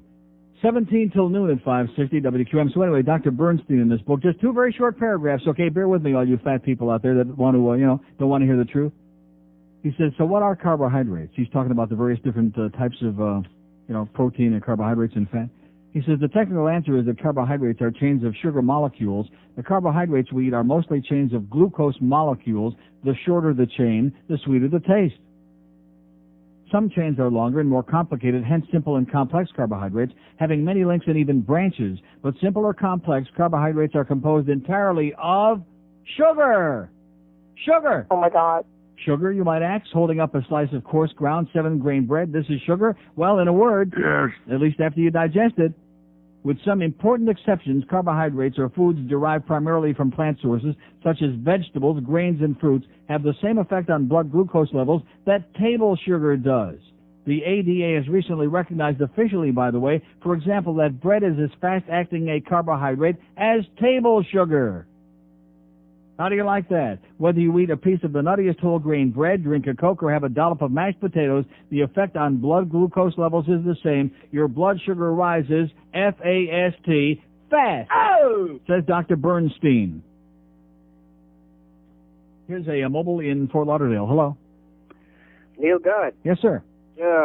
Happy Yontif, happy Pesach, happy Purim. Back to you. Happy Circus. Couple of things. Can bring back the Spanish guys know. It's much more authoritative, and it always makes me crack up constantly. Bring what back? The Spanish guys know. You're using the other guys know. I don't have any Spanish guys know. That's Larry King. No. Is he Spanish? No. That's Larry not King? Spanish. Yes. Oh, That's okay. Larry King. All right, need more oys. And by the way, last night, Crossfire, Ileana Ross-Leighton, just hocking the China, unbelievable. They're finally trying to, start to open up Cuba, and she just won't hear about it, of course. Mm-hmm. She will not hear about it. Mm-hmm. It was just very funny. Okay, thanks, Glenn. Glenn Hill there, the bird, doing a little... Two open lines in Broward, 5670560. I rest my case. I mean, you hear it. This is it. This is what's out there, man. 5670560. Too bad we didn't get first to that stinking lady at the Boca Library, huh? I could have killed a couple hours on that. What I'm going to start doing is I'm going to start listening to Rick and Suds in the morning and stealing their subject matter. We'll talk about the stock market. I like Rick and Suds. I really do. They're good guys. Well, let's go to a... I'm just going to say that every day just to piss off Defo since he's so thin-skinned now and so paranoid. Boy, talk about juvenile, man. Grow up, Defo. Get a pair, will you? And lose some weight while you're at it. Here's a lady in Miami. Hello? Neil? Yes, ma'am. Neil, what's the difference between acne and a priest? Okay, let's go to that was a little kid. Here's a mobile in Miami. Hello? Mobile in Miami. Going once. Going twice. Mobile in Miami is gone. Let's try a call from Tampa. Hello? Hello, Neil. Yes, sir. Australian Shepherds, my friend. The best dog in the world. Whatever you say. Where is it on the list? On what list? Okay, we have two open lines in Dade, 5670560, pound 560 on the AT&T wireless line. Call all the way from Tampa to share that with us. Thank you, sir. Here's Miami. Hello? Miami. Mobile in Coral Springs. Hello? Happy New Year, Neil. Yes, sir? You were talking about sugar and fat and weight loss. What you're saying about sugar is correct. However, not talking as a diabetic side, but as a person trying to lose weight. Mm-hmm. Okay, I've just lost, since last year, 70 pounds. I've gone from a 44 waist to a 32. Great. If you eat carbohydrates or sugar, however, if you eat the two breakdowns, they're simple and complex. Yes. Simple are the fruits and the juices. When you have those items that have the sugar... Diabetics can't eat fruit or Right, juice. no, we're talking weight loss now. Yes. Okay, so when you take a simple carbohydrate into your body, if the body doesn't need it at that particular time, it will store it back into fat. So what you do is if you take in the carbohydrates at the right time of day when you're working out and when you're training and watching your diet, if you take the complex long ones, which are the breads, the rice, they take longer for the body, even though they go into the body of sugar, they take longer to get into the system, so the body will burn up that sugar at a better rate than going into your body and turning it to fat to store it, which is what the fat cells do. They store the sugar and items that are not being used and necessary at that particular time. Yeah. And so if it works for you, that's fine, but most people who've got a carbohydrate problem, it's not going to work for them, whether they're diabetic or not. Okay. Keep it up. Okay, see, they don't want... I mean, it worked for him, whatever, that's great, but, they're going to make all kinds of arguments because they don't want to face the facts. That you have to, for the most part, most of us have to stop eating those carbohydrates, period. But what does this guy know? I mean, does he know anything, this doctor? No. Of course not. He's just making it up. We have an open line in Dade 1 in Broward, 5670560, pound 560 on the AT&T wireless line. Mobile in Fort Lauderdale. Hello? Hey, Neil. Yes, sir. I've got I've become the greatest cook of non-carb desserts because I'm a huge sweet fiend. And I make a egg custard with no sugar, no carbs, a cheesecake. I never want to see cheesecake again. If I ever see a diet cheesecake again, whoever brings it in, dead on the spot. I don't want to see it. You got to try my souffle, though. You put 6 eggs, a pint of heavy cream, Uh-huh. a package of... Now, where do you stick it? Rectum. Yeah. the recipe equal pack. Yeah. And you bake it on 400 for 30 minutes. No thanks. Okay, we have an open line at day 1 in Brown. I'll stick to the flan first, okay? Fine, at least that slides out real good. 5670560, pound 560 on the AT&T wireless line. Here's a mobile in Fort Lauderdale. Hello. That sounded like a fruity gourmet to me. Mobile in Fort Lauderdale. Hello. Yes, sir. Yes, Neil, first-time caller. All right. Happy New Year to you. Uh-huh. Along the lines of the sugar, I found Ben & Jerry's in the half-gallon size. Yeah. Only 2 flavors, Cherry Garcia and chocolate chip cookie dough. Yeah. Right at BJ's. So what does that mean along the lines of the sugar? What does that mean? Well, you guys are talking about the diabetics and the sugar. Yeah. If you want to go into a sugar coma, I guess a half-gallon of Ben & Half-gallon would do it. I think that would finish me off great with a smile on my puss, yeah. Yeah, the only 2 flavors I saw was chocolate chip cookie dough and Cherry Garcia at BJ's. They're making it in half gallons now, huh? Yeah, in BJ's Wholesale Club in Sunrise. Yeah, Right that's right by me, yeah. Yeah. So I just thought I'd let you know about that. Okay, I'll see you there about 2:30. Okay. Okay, thanks. Bye. Okay, we have 2 open lines in Broward, 5670560 and pound 560 on the AT&T wireless line. Here's a mobile in Miami. Hello. How you doing, Neil? Okay, sir. Hey, I just want to sympathize with you about your dog. I know a good vet is really hard to find. Personal experience. We took our dog in to the vet. He checked it out. He said everything was fine. He died the next day. Who's the vet? No, my You go to dog. his funeral? No, I wish the vet died, yeah. The dog died? Yeah, he died the next day. From what? Well, he had a hernia in his... He had a hernia. Rectum? Yeah. Yeah, exactly. And he couldn't go to the bathroom, so... Well, what do you mean a hernia in his rectum? What the hell is Yeah, that? he had a herniated rectum, yeah. He had a bruised rectum? So he couldn't go to the bathroom, so the the veterinarian recommended a laxative for the dog. So we gave him the laxative. He went to the bathroom fine. The next day he was going to be operated on. We took him in. The doctor said he was fine. The following day he died. The doctor said he was fine. He didn't say your dog was fine. He No, said he the was doctor. fine. Well, yeah, right. I guess we misunderstood him. Right.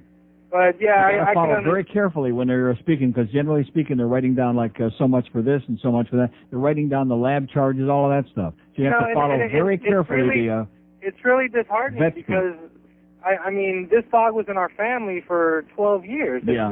I mean I love 12 animals. years? What kind of a dog was it? He was a mix. He was a little mix that we found on And the he was street. 12 years old? No, he came when he's been with us for 12 years. Well, how old was he when you got him? He was a puppy. He was about maybe a year old. So in other words, he was 13 years old? Around there, yeah. Well, that's old enough. Okay, we have an open line in day 2 in Broward, 5670560, pound 560. Well, what does this guy want for crying out loud? Dogs don't live forever, do they? No. Well, there you go, for Christ's sakes. Jesus. He had a bruised rectum. That was it. Probably happy to be out of his misery at this point. He's probably up there in doggy heaven, dropping little bombs from the sky. In fact, every now and then you're flying in a plane, you look out the window, you see, oh, look at that, there's a little Christmas log. It's not a Yule log. It's Fido. It's his dog. Dropping a little remembrance back on us. 2 open lines in Broward, 5670560, pound 560 on the AT&T wireless line. Here's Oral Gables. Hello. Neil is a fat pig. Neil is a fat pig. Okay, thank you. You went through all, got the musical accompaniment. Very good, sir. Kept him off the street. Beauty. Thank you. That's probably the guy that's got the ad in the paper today for those pills.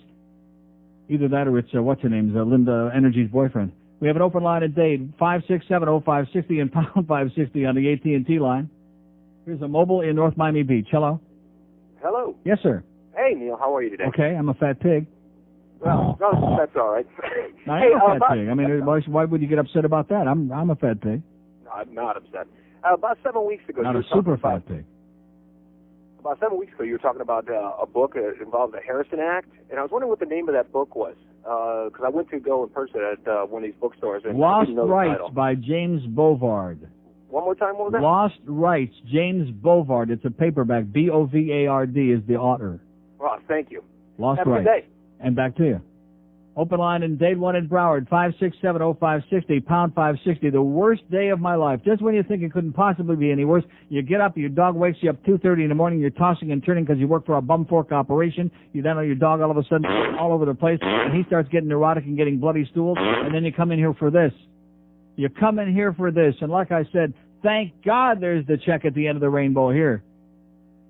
Like the last couple of days, I'm looking at the weather in Amsterdam and other European cities. It's warmer there than it is here. Oh, they got a few showers, a little cloudy. But, when it's like that here, then you really know you're paying a wicked price. At least when the sun is shining, it's a decent day. You say, okay, there's one reason to be here besides the paycheck. There's something. But when it's cold and bitter and raining and nasty and almost like up north and you're freezing your tuchus off, you say, holy crap, man, this ain't worth it. Maybe my dog was making an editorial comment. Here's a mobile in Fort Lauderdale. Hello. Hey, Neil. Yes, sir. Yeah, how you doing? I'm glad you came on the radio and let us know what idiots there are in Florida. A native, been here all my life, and I'm glad somebody can really recognize this. What do you mean can recognize? I've been here for 500 years. You'd like something new? I've been talking about this since the second week after I was here. Well, this is true, but I don't think and it's anybody's getting worse. It's not getting better. It's getting worse. Send the ball for MRIs, and there'll be nothing there, believe me. Yeah. And have a nice day. Okay. We have an open line, and he's talking. Open line at Dade, 567-0560, pound 560 on the AT&T wireless line. The town with no material. See, it's not a question. Ask not what your talk host. It's what the audience brings to the table. Do they bring anything? No. Even a napkin? No. No, nothing. A sanitary napkin? No. No. They bring nothing to the table. Not even a fork. Not even a spoon. Not even a paper plate. Here's a mobile in North Miami Beach. Hello. Neil? Yes, sir? I love you. How are you? Okay. Happy New Year. First of all, what's the matter with the puppy? What's the matter with your puppy?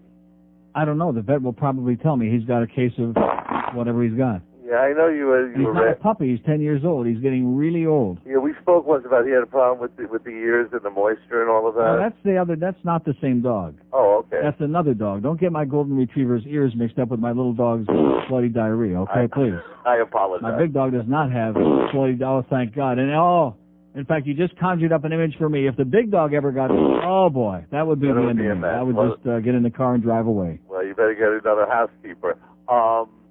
And you're right, the vets can be pretty rough, but there are some wonderful vets around. I sure haven't discovered any yet.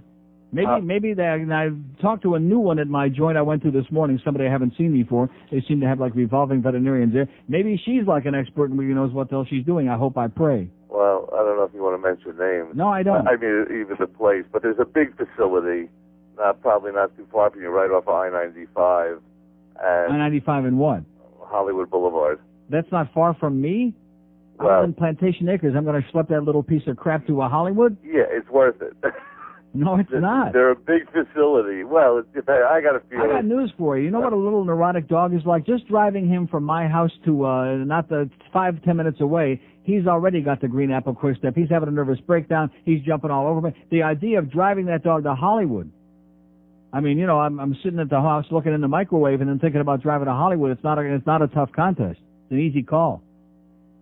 It's 11:57 at 560 WQAM. Time for lunch. It's an easy call where to go if you're anywhere near the Davie area. That's the Pizza Loft, home of fantastic pizza. 3 different kinds of great pizza and all kinds of phenomenal goodies like the award-winning lasagna that Jeff Cohen is notorious for and the best garlic rolls in the world. And there are strombolis and calzones and super subs, chicken cacciatore, traditional pasta favorites. They got them all. Spaghetti and meatballs or sausage, baked ziti, tortellini with cheese sauce, which really is a knockout. And they got all kinds of combination dinners, too, with your favorite sauces. You not only pick what you want in the combination plate, but you pick the sauces you like on them, too. Chicken and veal and eggplant, stuffed shells, lasagna, manicotti combinations, absolutely sensational. Best thing you love about the Loft is the fact that they give you big, fresh portions at very modest prices. They have express lunch specials. If you can't make it over there, phone or fax the order in. It'll be ready in just a matter of moments. Call 954-916-8880. 916-8880 for lunch, for dinner, for late night snacks. Anytime you're in the mood for great Italian-American food, this is the place. Pizza Loft on University Drive in the Pizza Loft Plaza, right between Griffin and 595,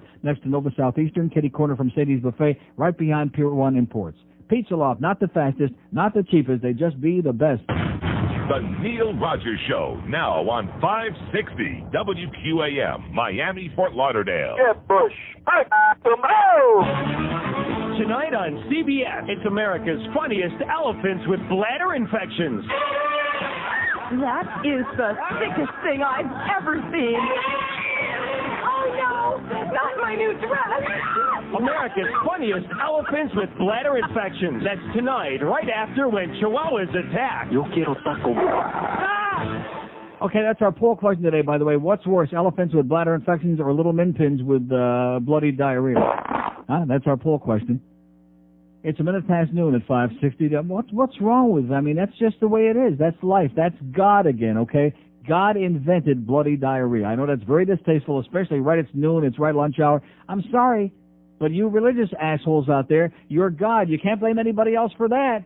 You can't blame bad dietary habits. He's been eating the same food for like years now. It must be God invented bloody diarrhea. Thank you, God. Thank you, Lord. Here's Fort Lauderdale. Hello. Hey, Neil? Yes, sir. I'm losing my voice. Sorry. Me too. I got something for the table for you. Yes? I had the same experience from different vets, and what happened, I called this mobile clinic, and they came out to my house, and they have x-ray, they have surgery. Yeah, this morning I had to come to work, so I had no choice. I had no alternative. And I certainly wasn't going to leave the dog in the house alone. No. You know, my big dog is smart, but I don't think he's competent to let the little dog out every now and then when he's about to do a go all over the floor. No, I guess that wouldn't help now, in when that your dog case. has bloody diarrhea, not a good idea to leave him alone in the house all day. Anyway, I could leave a number with you offline if you might be interested in the future, because it did help me. Okay, that would be great. All right, buddy. Thanks. Have a nice day. Hang on, thanks. Okay, line 6, take that. In fact, I had a number of a mobile vet, which I lost. That's a good idea. They come to your house, they do the grooming, they do, little minor things, and they also do, like, important things. Sounds excellent to me. In fact, I think they ought to have, like, mobile doctors, like we used to have years ago. I was reading that there are a few doctors that make house calls every now and then, and Dr. Mark actually made a house call here a few months ago, took my blood, came in here, stabbed me a couple of times. Open line in Dade County, 5670560, pound 560 on the mobile one line. See, the thing about the guy that called before, I'm glad he's losing weight, but he wants to project his personal experience to everybody else. And I'm telling you, sir, if you have severe carbohydrate intolerance, like most of us fat Americans have got, that the bread and the rice and the potatoes and the pasta and all the other things that you're raving about, it's still not going to work. It's going to make you F-A-T, P-H-A-T, P-H-I-S-H-F-O-O-D, okay? Fat. Here's Florida City. Hello.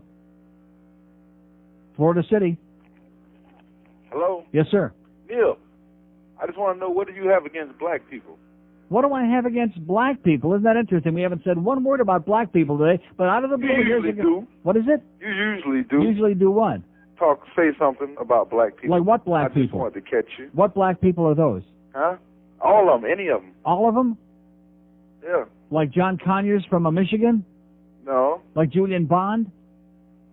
No. Like Barbara Jordan, rest in peace, yeah? Aren't those black people I just mentioned? Yeah. And? What about gay people? No, forget about gay people. What about black people? Who are the black people I'm talking bad about? Let's not switch the subject to somebody you are prejudiced against. Let's talk about black people. Which black people? We are talking about black people. What is it? We are talking about black people. All black people. Well, what? All black people. All black people. I had a what? black friend called one night. You called him a coon. Yeah, and so what's wrong with that? Huh? What's wrong with that? He didn't call you gay, so why did you call him not a gay, coon? fag. That doesn't bother me. People call me fag all the time. Does it bother you? Huh? Doesn't bother me. It's a word. No, it doesn't bother me. Has your friend got a sense of humor or not? No, he doesn't have one. Well, tell him to get one, okay, and a sense of humor too. His friend don't have one. Maybe you can tie one on. God. Coon, Smoky, Sparky, Nigger, Spear Chucker. I mean, what's the problem with that, okay? Cloud. They're words. That's the message from their show, sir. Words are meaningless, okay? Even little kids, sticks and stones, all that other bullcrap, okay? Tell your friend to grow up and get a goddamn life and lighten up a little bit, so to speak. We have an open line, and Damien, leave it to a guy like this. In the middle of nowhere, out of all this other discussion of the 425 things I'm talking about, and the one or two the audience might be responding to, all of a sudden he wants to start talking about, what do I have against black people? Sir, I like nice people, whether they're black, whether they're white, whether they're whatever the hell they might be, whether they're gooks, I don't care what they are. But people who are illiterate and people who reproduce like rabbits who are irresponsible, those people are not too crazy about it. I think they ought to be, sterilized forcibly, whether they're black or white or whatever they might be. Here's Miami. Hello. Miami. Going once. Oh, this is a picnic without the ants. Oh, no, I take it back. It's a picnic with the ants. 567-0560, pound 560 on the mobile one line. Here's a mobile in Hollywood. Hello. Hey, Neil. Yes, sir? How you doing? Okay. Maybe you can help me clarify something. Like you, I've been battling the weight up and down for years and years and years. Mm-hmm. And like other people have called in, I've been on programs where I do eat, and I have eaten all those things you mentioned, the breads and the rice, and still lost weight. Okay. My question to you is, the Atkins is premised on what? Absolutely no complex carbohydrates at all? No complex carbohydrates, right. Zero. Right. No breads, no potatoes, no rice, nothing. Correct. But you can eat everything else as much as you want. No, now, of course not as much as you want. Well, you know what I mean. Limit. You can have up to... limit yourself. In the beginning, you can have up to about 20 or 30 grams of complex carbohydrates. Okay. And you can have a nice big fat piece of steak and a ton of steamed vegetables and all that kind of stuff, and as long as you cut out those carbohydrates, you're saying that's what's causing us the problems. Right. Okay.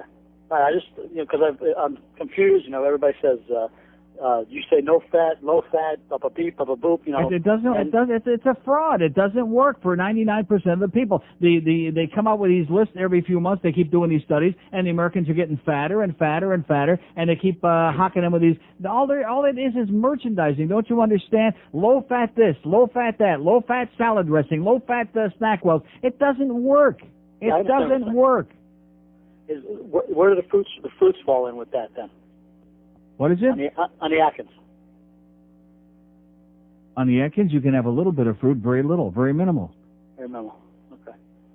All right. Well, I just it's fruit sugar. Let me say it again. Fruit sugar, no sugar. Cut out the sugar. Okay. I probably best thing for me to do is pick up the book, but I just. That's exactly right. Pick up the book and you'll thank me for it. Have a good luck to you. Open line in Dade, 500 in Broward, 567-0560, pound 560 on the mobile one line. 8 minutes past noon at QAM. Have you ever tried to get money from a bank, one of those big hotshot lending institutions? I bet you a lot of you people out there have tried to do that, and you live to tell about it, but not too happy. They give you a runaround. They give you the first degree, the second degree, the third degree. They want your shoe size, and every couple of days they keep calling back for more information, and by the time they're finished, they wear you out, and then at the end of the whole deal, you may not get the money after all. If you want to get some money for any good reason, the easy way, talk to our good friends Mike, Art, and Jake. They've been helping people just like you in this town since way back in 1982. There's never an application fee. There are no hidden charges, no runarounds, no BS at Atlantic Coast Mortgage. And in most cases, Mike, Art, and Jake can get you approved in 24 hours. They can even take your application information right over the phone if you like. And with interest rates as low as they are right now, now is a smart time to get yourself a first or a second mortgage, even a debt consolidation loan.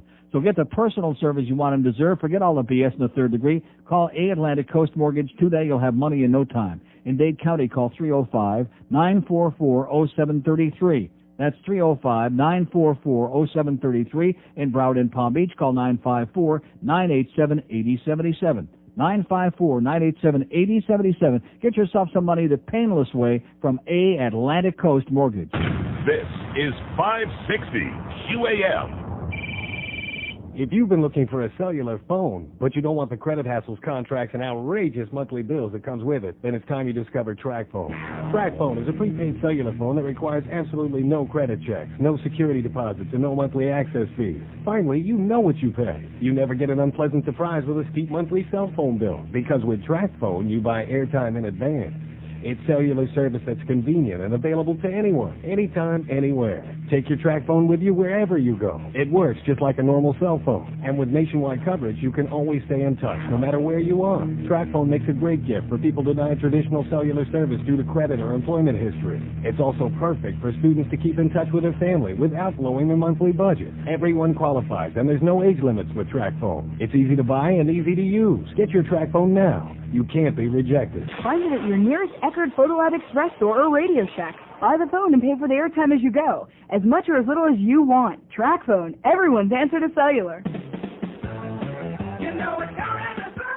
It's Toyota's on 20th anniversary. And right now, your South Florida Toyota dealers are celebrating 20 years of incredible sales with the biggest sales event in history. We're gonna save you money. You Rush in this week and see like never before on brand new 99 Camry. Loaded with all the options you want. Now just $229 a month. Yeah, just $229 a month for America's best-selling car, the 1999 Camry. Or buy with zero down payment. Plus, get Toyota's on savings on 4Runners, RAV4, Avalon, Sienna vans, even the all-new Solara Coupe. You know it's our anniversary. 20 years of Toyota side. 20 years of savings. Brand new 1999 Camry. Equipped with just $229 a month. We're gonna save you money to celebrate our anniversary. Because in South Florida, we drive Toyota. 39 monthly, $899 down with approved credit.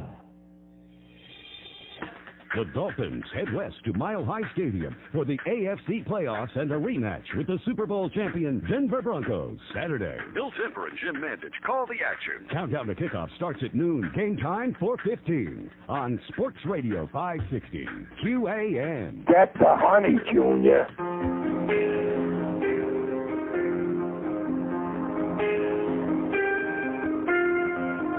I have an extra tooth in my mouth, but the rest of me is okay. Not to worry that not looking there, not when you have double Z. Know that the guy's there.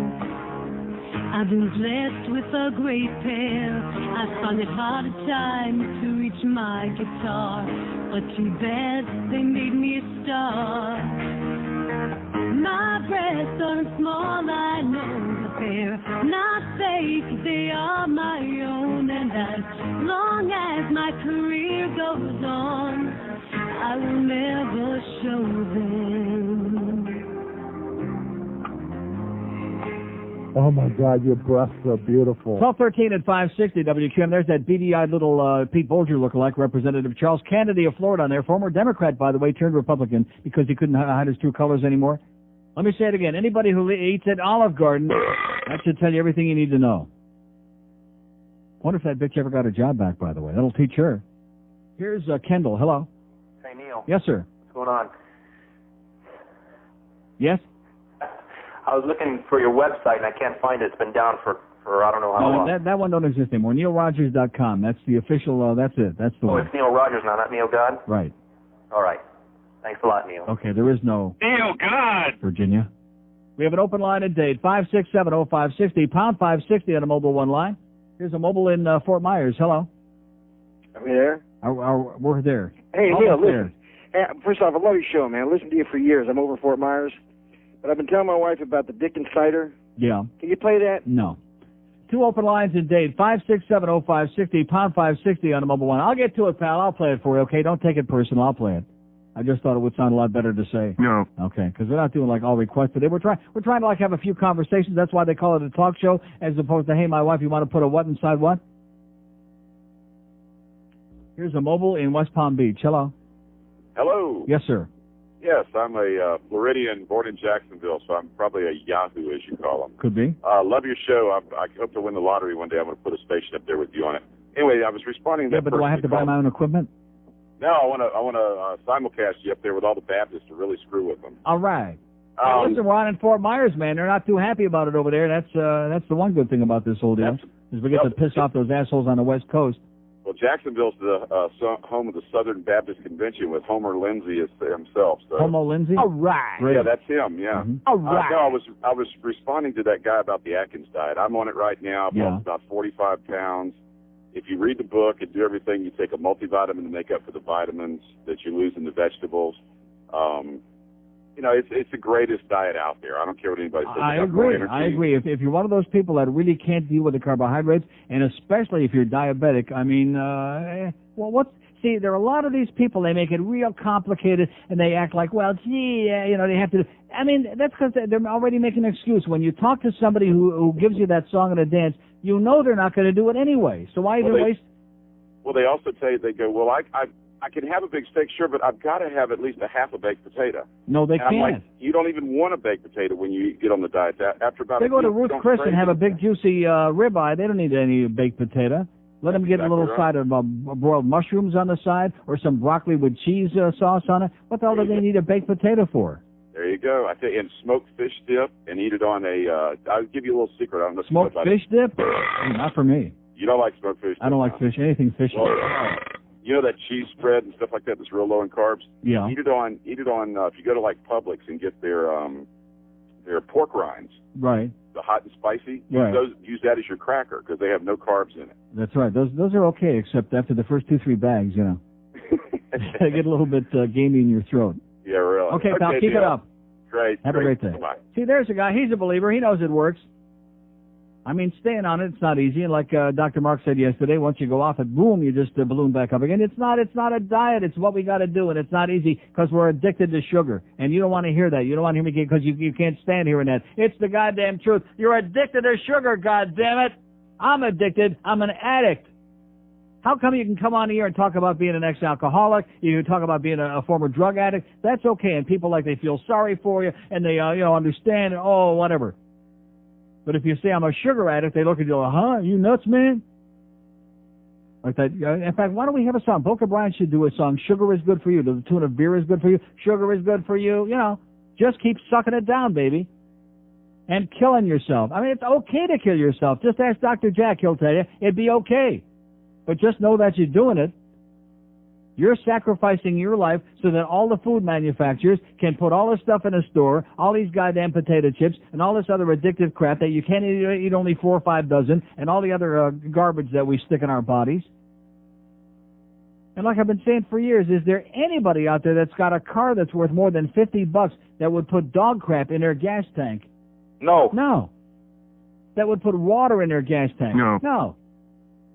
But the fuel for your body, because we've been brainwashed, we've been conditioned to eating pure, unadulterated crap most of our lives. Crap that's made somewhere in a machine, that's artificially made in a machine so that it'll appeal to your taste buds, not that's healthy and good for you, that keeps clogging your arteries and making you fatter and fatter and sicker, so we can all look like Rosie O'Donnell someday.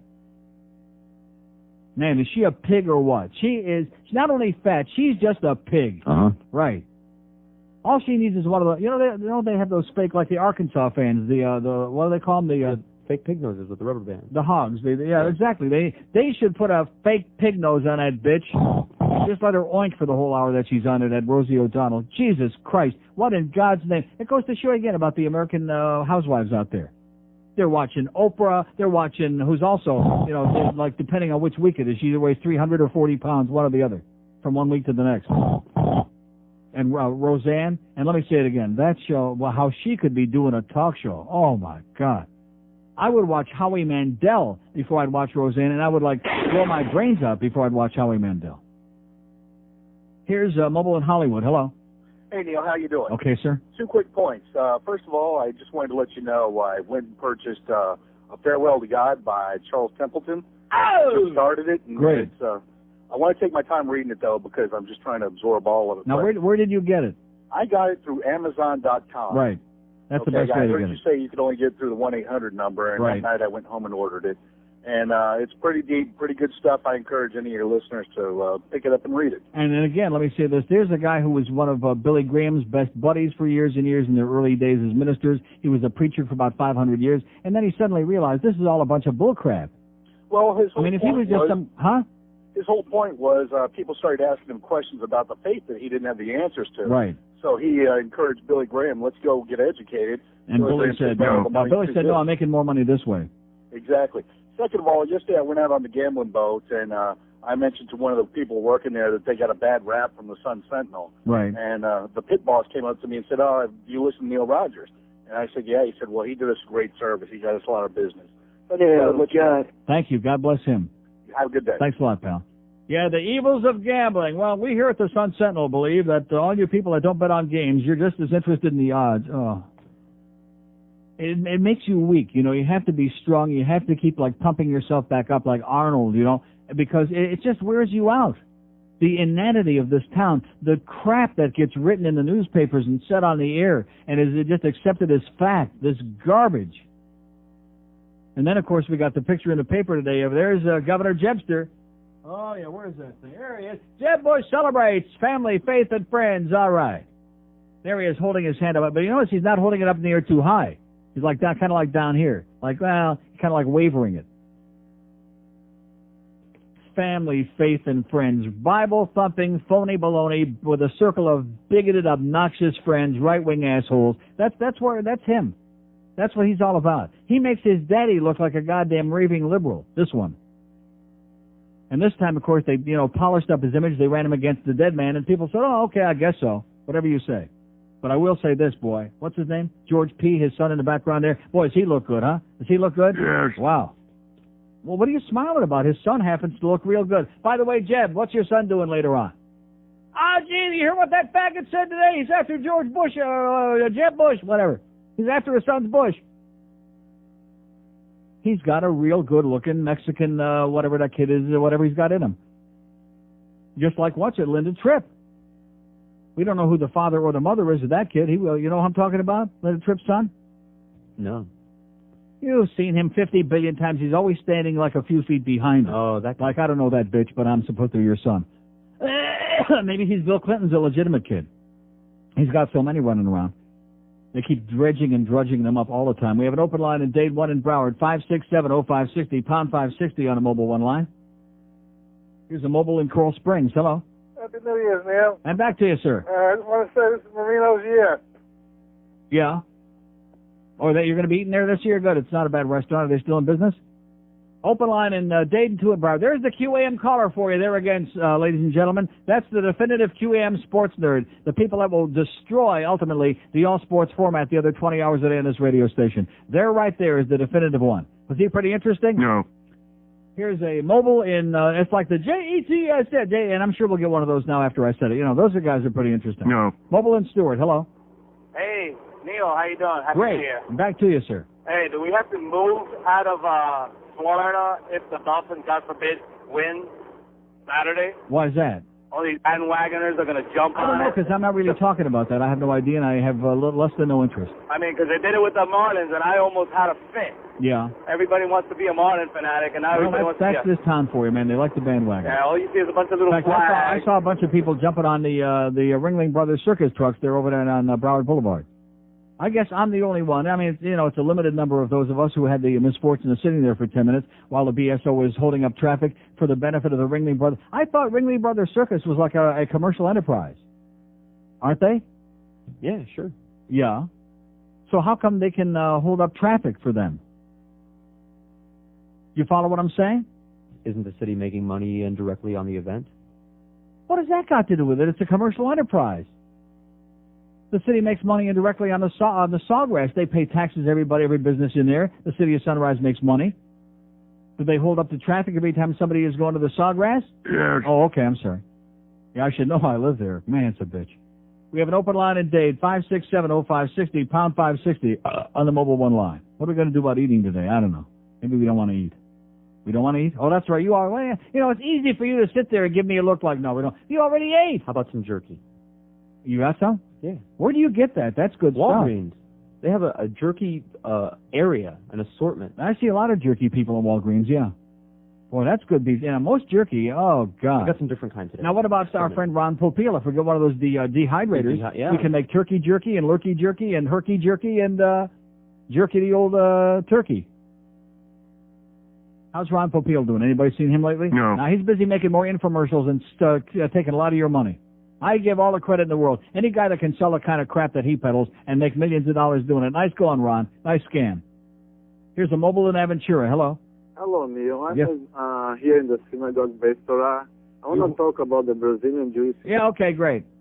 The Brazilian Jews again. Oh! Yeah, Blow it out your Brazilian Jewish ass, okay? And by the way, we know the jig is up. We know you're a woman. We have an open line in Dade 1 and what are you laughing about? Those Brazilians, if they sound like a man, it's a woman. If it sounds like a woman, it's a man. And if it sounds like neither one of the above, it's probably both of the above. You ever see a woman with enormous breasts, like a beautiful blonde who's also got a large penis? Have you ever seen that? Not in person. No, I'm talking, you've seen those movies. Yeah. I'm talking about a woman who's got just a beautiful face and body with enormous, firm, round breasts, and also not just like a little make-believe, phony baloney. I'm talking about like a real penis. That's not a woman. Yeah. An augmented man. No, how do you know that? How do you know it's not an augmented woman, mister? How do you know that? Well, they can glue them on, but... No, they have said there are women who become men, Yes. Yes? Usually it's the other way around. It's usually men. Why, have you done a study on this? Are you doing a survey? Every other day on the talk shows, that's what they have on, like on the Sally Jesse Freak Show, Yeah. and Maury and all Well, that what stuff. about that Geraldo thing we got? Maybe Yeah. I'll play that. About she didn't know he had a penis until it was too late? That's what Monica said. 1226 at 560. WQ. Well, I don't know. Could have been his little finger. Who knows what it was? Maybe Senior Wences was behind it. Thought I. You know, could have been. It felt like a finger. 26 past noon at 5. I can't believe I'm laughing. If you had any idea, I'm so out of it here. I know it's no excuse. The show must go on, like the Ringling Brothers Barnum and Bailey Circus. The show must go on, even though you had no sleep and you like tossed and turned and your little dog had bloody all over the floor. The show's got to go on, baby. Just grind out those spots. Grind out the spots. That business about the reorganization of the sales department and this whole thing that's going on here, this is one of the great scandals. And I'm going to go right back to where I was a year ago. Greg Reed, nice guy, but a big fat when it comes to the radio business. I mean, this guy is such a zero. You know, good guy. Don't get me wrong. Personally, he's okay. He's not a bad guy, but he is just talking about running a place. No communication. Nobody's got any idea what's going on. And our program director, and anytime you ask him about any of these things, well, I'm coming over there. Yeah. Always got like, you know, how like when the doctor sticks something in your mouth, you go, like that. Duff always acts like he's got something in his mouth. And, okay, 27 past noon. Judge Judy, don't get her mad. If you look at me one more time like that, one more time, I'll cram your face between my legs and make you smell my chambers. Judge Judy, she knows how to dispense Chief Justice. That's Booker Brown. Okay, that was Booker Brown. I couldn't understand it. Okay, now you're saying that he said, okay, we can understand it. That's okay. Joe hit it. Oh, damn it. You're no fun over there. What's wrong with you? No, he's getting even now for that bit I played, this Gordon bit, which of course was about Flash Gordon. You do understand that. He likes to flash it. Now he's just getting even. Well, what did you accomplish for me here now with this? And by the way, we go into a break, which we now got fairly shorter breaks, at least than we had there for a while there, and it doesn't make any difference. We had 6 lines lit up on the board. I turned away for 1 second. Now there's one going. I'm telling you, man, the loyalty of this audience is staggering. It's like that TV thing. As much of an abortion as it was from the Whammy people, was there ever any interest by the audience of this show? No. Thank you for your tremendous, unbelievable support, by the way, on that, even though it was a piece of crap. God. 567. Oh, yeah, George has not got the jerky that I thought he had. He's got this great stuff that he's been bringing in here in a little bag. And kind of like an industrial strength. So, look at this stuff even falls apart. What? It's all right. I've bought it before. Yeah. It's Jack Link's kippered beefsteak. Kippered? We're out of the Is it kosher? Oi! Oh. God, this is so goddamn salty. It's like licking a salt lick. Huh? It's like licking a salt lick. We'll get something in here, something real. This is a Drek. Oh, God. How could you eat this? And it's also got the slime on the outside like flan. Well, I was going to eat it, but now you rubbed all over it. Oh, I rubbed all over it. Yeah, but it's good now. In fact, now look at how much slime is on there, man. The Cubans we discovered today, they even like slime on their meat. I never bought that before. They like slime on their jerky. Huh? I'm telling you, you don't want out of the regular, so I bought a whole bunch of different want this. Believe me, it's so goddamn salty. Even salty Saul Fleischman would be embarrassed by it, okay? Even a deer in the woods wouldn't put its tongue on it, and the thing either.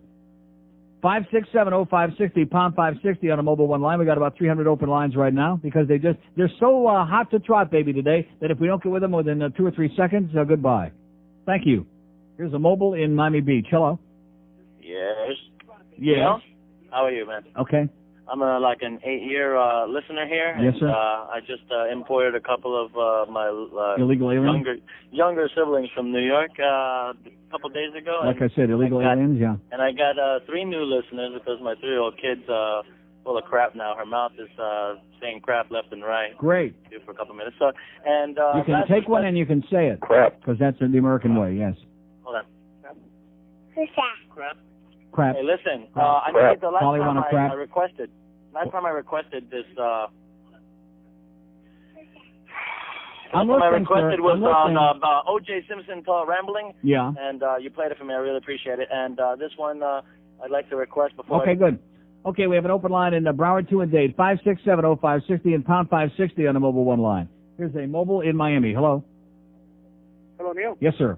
Hey, how you doing? Great. I have two questions for you. One is, I bought one of these machines to make juice. You know, like the... The Juicy Man. Oh, I love that Juicy Man. Boy with the big eyebrows. Well, yeah. Those Andy-Rooney eyebrows. If that really counted, or that really was something like you should omit from trying not to take carbohydrates. What is it? I don't understand a word you just said. Say that again in English. Okay. Like the machine that I bought, it's to make juice from, like, you make juice out of carrots and apples and... Vegetable juice or fruit juice, but of course if you want to do Atkins, you're not going to do fruit juice. Okay. That was one of my questions. And then, because I wasn't sure if that actually constituted carbohydrates. Oh, sure, of course. Okay. But I mean, vegetables, you know, have got a lot of fiber, a lot of cellulose, like broccoli and that stuff. So it, you know, you absorb the sugar in it much more slowly. But like fruit, I mean, that's like injecting sugar right into your bloodstream. Right. And especially fruit juice is like, you know, just taking a sugar IV if you do fruit juice. Right. Then the other question was, which has no relevance to this. It's as far as your career, how come you had never actually gone syndicated all over the country? Is that you had a reason for that, or is it something that you never wanted really to do? Or? Oh, I would love to do that. Then I wouldn't sit here and beg for calls every day. But unfortunately, the people who keep promising me that they're going to syndicate the show never come through. Just like Phil Henry, the same thing with him. They kept telling him they were going to syndicate. I don't know. We just, I mean, it must not be looking around in the right places. All right. No, that's a shame because you have a lot to say to the country. I'd be big in Kalamazoo, man. I think I'm going back there. Have a great day, pal. Bye. Thanks a lot. And keep squeezing it, and the juice too. No, you're right about this stuff. Yeah, horrible. It's like beef-flavored salt. Exactly, and it's slimy. I don't like my food slimy, okay? Some things I don't mind a little on the slimy side, but my food I don't like slimy. God. That is the worst dreck I've ever, in a long time, I'll tell you that. Just garbage. I had one quick bite of that, and that was more than enough for me, I'll tell you that. Just unbelievable. Thank you. Here's a mobile in Miami. Hello. Neil, how you doing? Okay. Hey, you were talking about the carbohydrates. What I try to do, actually, I'm a sugar fanatic, and I make no qualms about that. No, we don't have any sugar fanatics out there. I just made that up. You don't understand that. Oh, absolutely. I made it up. All these people are in denial, man. I'm the only sugar addict in America. Absolutely. I'm part of that myth, too. But phony bastards. In any case, absolutely. Lying bunch of douchebags. They really are. They don't want to admit it. Just like yesterday, I'm talking about, am I the only person that picks up a thing of Ready Whip and shakes it up and then turns it upside down and once in a while eat whipped cream right out of the nozzle and nobody else called it? See, they're a bunch of liars. They're in denial. I'm the only person, no matter how gross it is, like talking about farting on an elevator. They won't admit they did it. Yeah, absolutely. You know, I mean, phony bastards. And you know, the thing is that, you know, bread, sugar, it's all the same. Absolutely. And what I try to especially white bread. Well, all of it, but especially white bread. Absolutely. I try to eat, you know, as much meat, salad, and cheese as I can. Yeah. But I'm addicted to sugar, so what I do is I compensate for that. I don't eat any bread, any potatoes, and dessert. I knock myself out. A pint of fish food or half a pint of fish food. And what does that accomplish for you? Well, hey, it's I try to do the best I can, but it's really difficult. It's very difficult because I'm really but you're not answering my question. What does that do for you? What does that do? Well, it's better than eating bread and then later on. No, of course it's not. And they're putting all that sugar in your system. No, it's not. Mm-hmm.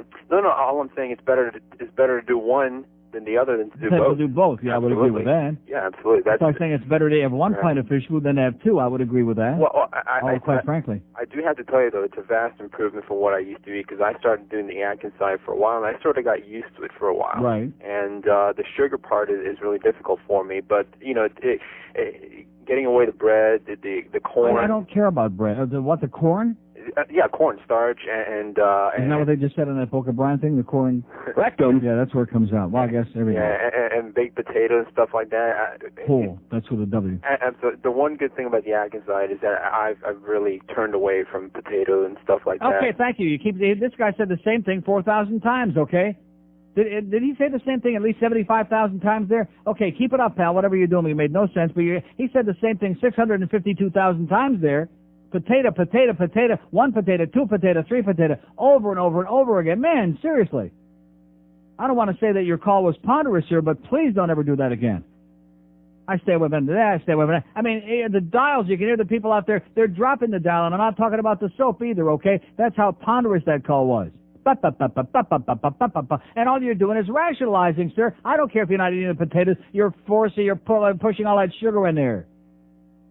Good stuff, ain't it?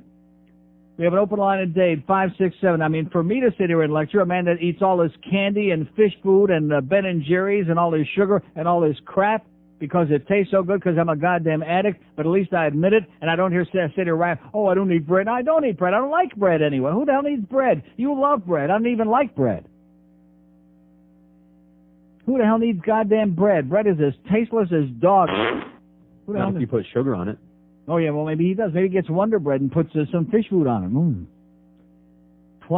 21 till 1. Something to think about. Somebody out there will try it. Okay, let us know how it is. 21 before 1 at 560 WQAM. Hank Goldberg from Shula Steak 2 at 2 o'clock. Then we got at 6 o'clock the Boog Shambi Show. And at 8:30 we got the pregame. 9 o'clock Panthers at Colorado. Not too bad. The tie last night in Phoenix. Not too good. Where do you find Hank Goldberg? Right where you Hey, Sports Radio 560 QAM. This station stands for nothing. Howdy!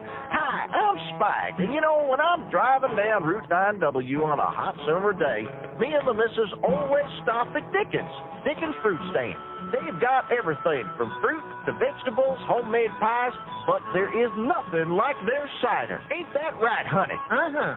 Dickens cider. Yes, sir. Why, even though we were late for church last Sunday, she had to have a little Dickens cider. Uh-huh. She says there ain't nothing like it. Even my minister says his wife enjoys a little Dickens cider now and then. Hey, why don't you bring some home in our protective plastic rib bottle? That way it'll stay fresh. Or you can let it sit a while and have some hard Dickens cider.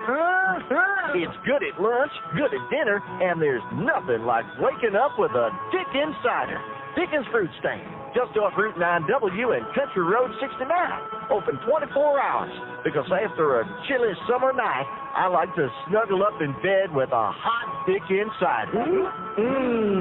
Okay, Smith Riley's listening, which I'm sure he is. No, he's not. He's busy doing his stock things. The Nasdaq's up 58 and the Dow's up 148. Man, I need help. Just thought you'd like to know, okay? And by the way, the futures for tomorrow. We have an open line at Dade, 567-0560 and pound 560 on the mobile one line. Maybe we ought to have Gilbert doing a stock market report. Sounds good to me. Here's Boca. Hello. Neil. Yes, sir.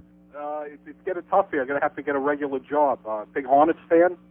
Been on Walter Case for a couple of years, and he's banned for life in New York now. And they won't let him ride. Do you know why? He's back. He's been driving. No, he's not back. He's barred for life. He is? Yep. Uh-huh. Starting January 1st. Good. How's Hervé Fillon doing? He's won too many boat races. Okay. Say hi to Jackie Lee, by the way. We have an open line in the day. Get the oars out. 567 Oprah. What is it? Oprah Winfrey? 567 Oprah. I like that better than 567-0560. 567 Oprah. It's got kind of a ring to it. And pound 560 on the mobile one line. Maybe there's something in the cigar, okay? Maybe something funny now that I finally got it lit again. Here's a lady in Miami. Hello. Hello? Yes, ma'am. Yeah, I want to know why you changed your no button. You had the best no button, and now this new no button is driving me nuts. I have several no buttons. But what happened? I haven't heard the good no button. I have no, and I have no, and then I have no. It's number B. Variety is the spice of life. Listen, Neil, I want to tell you something that my brother's been listening. No. Yeah. My brother's been listening to you for a long time, and he's just been talking about. Did they let him out yet? Yeah, right. So I started listening in the last couple of months, and I think it's not that you're not an asshole, and you're not. You're just funny and you tell things like it is. Well, you can be funny and be an asshole also. I mean, well, I don't know. I heard a lot of times people when say I'm you're an an asshole. I mean, I've heard some bad things said about you, and to where I've never even been interested in listening. Yeah. So I was talking people to my brother. say that I'm an asshole? But you know what? The problem is this town you're in. If you were in a different town. That's right. I'm in the wrong place. You're right about that. They don't appreciate me here. They're a bunch of deadheads. You'd have a completely different show. Like in fact, most of them don't even understand what I'm talking about. I have a what? Rick and Feds and all these other people that make these shows. You could be more of a, like a Howard Stern type of guy if you were in a different town. What do you mean a Howard Stern type of guy? What do I have to do with Howard Stern? I'll tell you what's got to do with Howard Stern. I have nothing to do with Howard. You're just like Howard Stern. No, I'm not. Except that you're to old people. Howard Stern's for the younger people. I'm talking to old My people. grandmother used to I'm talking to old people. Is that why we're number one in young males? Because I talk to old people? You know what? I think that's only recently. I think that because I remember for the last 10 years? 10 years ago, I remember my grandma. 10 years ago when I used to talk to old people. I hate to break the news to you, sweetheart. President Lincoln's got a bad headache. You got to catch up with the times, honey. Well, I stopped talking to old senile people 10 years ago. No, but I'm telling you, the first time I ever heard your name was from my grandmother 10 years ago. I couldn't believe my... That's ancient history, okay? Boy! How's Grandma doing? She's dead. Well, I figured as much. That's why I stopped doing Anyway, that show. listen, but I want to just tell you that I'm starting to really kind of get a hang of it, and I think you're pretty good and pretty funny, but I like that old no button you do better. Okay. And I like that put the man in the basket. You what? Okay, say goodbye. Get out of here. All right. Yenta. Yep. Do we have like any real women down here? Do we have? No. You know what I mean? They're either drunk or they're like this. Motor mouth. You know, real jappy. This one. I mean, she was okay in her own jappy way. She's like a female Jeff Rimmer on helium. We have 2 open lines in day. By the way, they had the Arizona telecast on with Doug McLeod last night, who I ordinarily find very annoying, but I did watch mostly that one, because I didn't have to watch Denise Potvin that way. 5670560 and pound 560 on the mobile one line. Here's a mobile in Miami. Hello? Hello? Yes, sir. Neil, how's it going? Okay. Listen, Best is to be expected under the circumstances, sir. That lady that you talked to there was driving me crazy. No.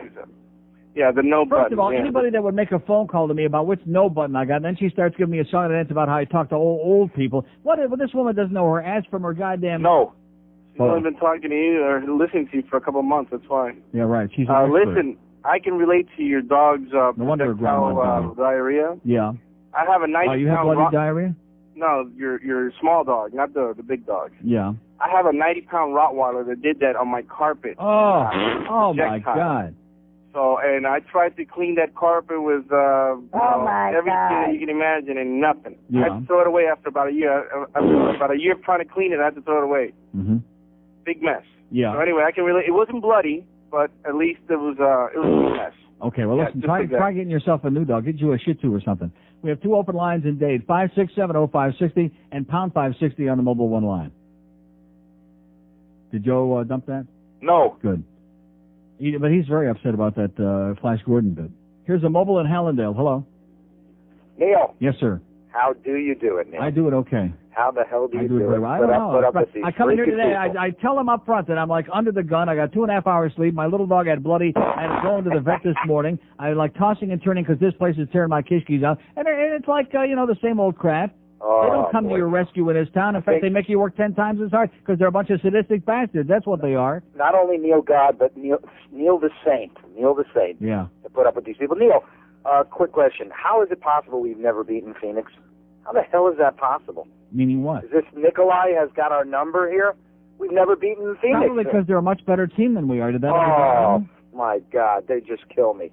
They're lucky enough to come away. They're lucky to get a tie last night. What are you complaining about? They played like a shadow of the team. I know it's a point, but we should have won that game. We should have won that game. Based on what?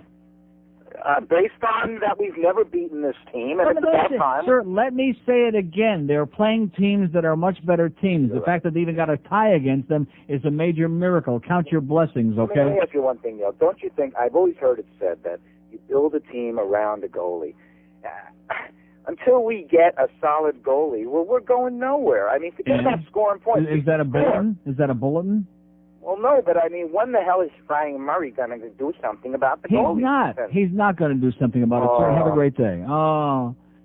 We have an open line today. What do you need a goalie for when you got a big black guy named Peter, huh? Anybody need a goalie? No. No way. He just knocks him dead before they can stick it in there. And the puck, too. Open line at Dade 1 in Broward. Fine. Well, we hear he's got a real small penis. 5670560 and pound 560 on the mobile one line. Anybody believe that Peter Worrell's got a small penis? No. Anybody really care? No. Thank you. Here's New York City. Hello. Yeah, hi. How you doing, Neil? Okay, sir. Good. I was in Florida last week, and I was listening to your show, and I got to commend you for speaking hockey. I'm up here in New York, and it's all they talk about is football, basketball. Oh, I don't do a sports show, so why the hell would I talk about those things? Yeah, exactly. But I want to ask you a question. I mean, what do you think... All they talk about is football 20 hours a day on this station. That's all they think they know. Right. All they talk about. I know. Oh, you think Denver can do it? You think right. It's the same call with 1,000 different voices over and over again. What's your take on the NHL supporting the Devils are number one. What do you mean, what's my take on it? Yeah, I mean, because to what me... do you mean, what's my take on it? They gave him $1.5 million, and they said you tampered, and they waited 4 years to do it, which I don't understand. But why would they reward the Devils? I mean, I'm coming from a hockey fan. Okay, I'm a New York fan. Right? But well, they got to make some money somewhere, for Christ's sakes. I watched their game last night, that tie with San Jose, which was a scintillating game, by the way, and there was nobody in that joint. They're the best team in the whole conference, Absolutely. and they draw nobody. They don't draw flies in that They place. don't. They sell out when the Rangers get there. They'll sell out on the because weekend. half of them are Ranger fans. Right. You know, it's 30%. That 30, place was 35, empty 40%. last night, and when the regulation ended, when they were going to overtime, and the last few minutes of that game were phenomenal, by the way. They go to overtime, and the place emptied out like they had a bomb scare. It was worse than here. If you think that's bad, you got to see the Coliseum. I mean, there's nobody. I do see it. I see it. There's nobody there either. Except the night that Palfi came back, they finally sold out. They said, guess what? We still stink. They've had two sellouts at the Coliseum all year. Once when the Rangers were there and when Palfi got there. That was the only two. Because the ownership just wants the land. But anyway, back to the NHL. Back to having a great day. Okay, get out of here. We have an open line in Dade 1 in Broward. Call up Foster Hewitt, see if he's busy. 567-0560 and pound 560 on the mobile one line. Calls me from New York City. Talk to me at China about New York teams. We don't care about New York teams here, sir. I had to break the news to you. Do we care about the Rangers? No. Care about the Islanders? No. Care about the Devils? No. Thank you. Here's a mobile in Kendall. Hello. Yeah. Yes, sir. Neil. Yes, I am. Yes, first time calling, Neil. Just a little heads up here in the Kendall area. There is all kinds of speed traps over here, and a big reason for it that every day more and more they're opening up these little schools so you can take your classes after you get the ticket so that you don't have to get the points on your license. Right. But these classes I taught by policemen after hours.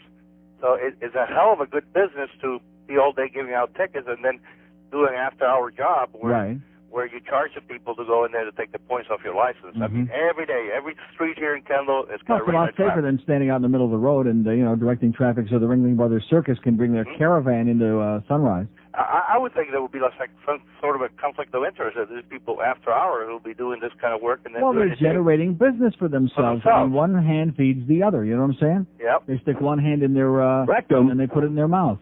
Yep.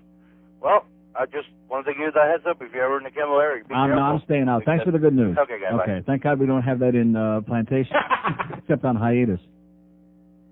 I'm not going to get started. See, I'm not going to go into a thing because nobody else cares. The speed limit on hiatus should be 45 minimum, and it's 35 miles an hour. And they just sit there and they play their games and play their games. Meantime, the light at the corner of hiatus and Sunrise, it's a miracle that they don't have 20 people a year killed there because the people on Sunrise Boulevard come just barreling through there 70, 80 miles an hour. They run the light every goddamn time. People, sometimes in both directions, run that goddamn light. Now, why aren't they sitting out there on Sunrise, nailing the people who are trying to kill you, running the light? Are they taking care of them? No. Because it's a lot easier, I guess, to write the, speeding tickets. Oh, yeah, you're dangerous, man. You're going 47 and a 35, even though there's nothing but alligators in the canal over here. There's not a human being within 1 million miles in any direction on hiatus between Broward and Sunrise. Their favorite speed trap out. And by the way, Plantation Police Chief, I'm going to find out where he lives, by the way. Anybody in this audience knows where the Plantation Chief of Police lives and what his name is? Because I'm not going to put up with his bullcrap anymore. I'm serious. He's an asshole. Right. Here's Boca. Hello. Hi, Neil. Yes, sir. I've been trying to get a hold of you since Christmas, and you were doing a lot of requests. I'm not asking requests. I don't care. We're not doing any requests. In fact, if somebody requested, we'll never play it again. I won't. I never heard, what is I have three things, by the way, but what does Bafangula mean? And I never heard that. I used to like that song. I never heard it. What is that? It's an Italian soup. It's Italian wedding soup. They call it Bafangula. Anyways, and my other thing is African tribal names. I saw it in like a Jenny Jones or something. Diarrhea. Obviously. Diarrhea? Yeah, did you catch that? I haven't seen that one yet. Well, I saw a lot of it this morning. Mother gave to her girl Diarrhea. Yeah. The other she one was related to Diarrhea Las Americas. Yeah, that's a heck of a name. The other one is I can't. Wouldn't that be great? That's like Lamangelo and Arangelo, Diarrhea and Diario, de Las Americas. Anyway. And have a great day. Okay, we have an open line at Day 1 in Broward, 56705. We're going to get 5,000 calls between now and 2 o'clock. You watch. You notice how I pick these bastards up? They're not saying anything, but I don't care about that. No, I don't. I don't expect them to have any material. Just say something, for Christ's sakes. Like the thing with the bird. Play something, for crying out loud. Don't talk. Just play something, like with yourself, anything. Oh, we got a car here. Yeah, we missed those days. Let's bring the bird back, okay? No. I'm just kidding. Even I'm not that punchy. Even with no sleep last night, I'm not that punchy, am I? No. Oh, sorry, that's for the lady. No. Here's Kendall. Hello. Neil. Yes, I am. I'm a white American gringo, and I have a cousin named Ziara, an African tribal name. Yeah. All right, let me see. Have you changed your mind on Bure? I heard you a couple of days ago said you want him here. Meaning what? Meaning that we want to get rid of Robbie. It's not going to happen, pal. He's not coming here. I would love him. I don't think they're even talking to Brian Burke. I think Murray just made that up to pacify the fans because he's, 1 week he says that we can't afford him. The next week he says we're talking about. He just talks through all sides of his ash. Okay, the spokesman. And let me say it again. Anybody saw that Pittsburgh-Calgary game last night? Marty Straka played one of the games of his lifetime. He is phenomenal. Goal and an assist, and not only that, but every shift on the ice, scintillating, just unbelievable. You can thank Doug McLean for that, okay? Got to send him back to goddamn Moose Jaw, wherever the hell he's from. See, he really pulled the wool over everybody, the woolly over your eyes. Doug McLean. Everybody, oh, he's a real great guy. He got lucky. They got hot for a couple of months when he happened to be here, and right away, oh, he's a genius. He's there. They shouldn't have got rid of him. He wouldn't know talent if they stuck it up his rectum. Okay, and you can tell him I said that. Not a bad guy, but a real hard ass. Didn't like Marty Straka, who's only got 18 goals now, by the way, and is playing his brains out. Just unbelievable. We should only kill for a player like that on this team. Nice going, Dougie. And by the way, Tim Horton says he's not getting you no more signatures on those petitions either. 12:56, and not only that, but he has a message for you. Bow wow, cow kick. 4 minutes before 1 at QAM. And you know something? What was her name again? Rachel Alexander. Rachel Alexander. She was the epitome of what South Florida is all about. She was the perfect sports writer, the hockey writer. She would know a hockey puck from a stale lender's bagel, from that Dreck that you were just trying to peddle me here, that salty Saul Fleischman stuff. It was really gross. Right. She wouldn't know a puck from a salty old piece of meat. In fact, she's probably seen a few salty old pieces of meat, that Rachel Alexander. Maybe that's how she got the job. Jack Lynx sucks. I know he does. 3 minutes before 1 at 560, WQAM. I didn't think it's so salty, by the way. The Neil Rogers Show, now on 560 WQAM, Miami, Fort Lauderdale. Hey, buttheads, it's the 1 to 2 hour.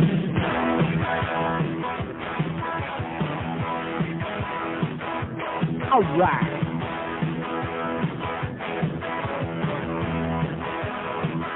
Okay. He's a wonder boy toy. Had a major wind spurt. Watch the Hershey Highway and reading Martha Stewart. He's winning lots of races, baby, and the coveted Wednesday Cup. Jared Earnhardt was no mistake. Just getting mud for the dump. Boys of the rainbow. Quickest kid in NASCAR. Wiping ass on Martin. His friend cheats at game on. The fans won't be tickled when they find out he makes big triple. Watch him race away. Hot damn, the boy is gay. Squirt. Gordon is gay. Ooh, that hurts. Gordon is gay. Woo! Yeah.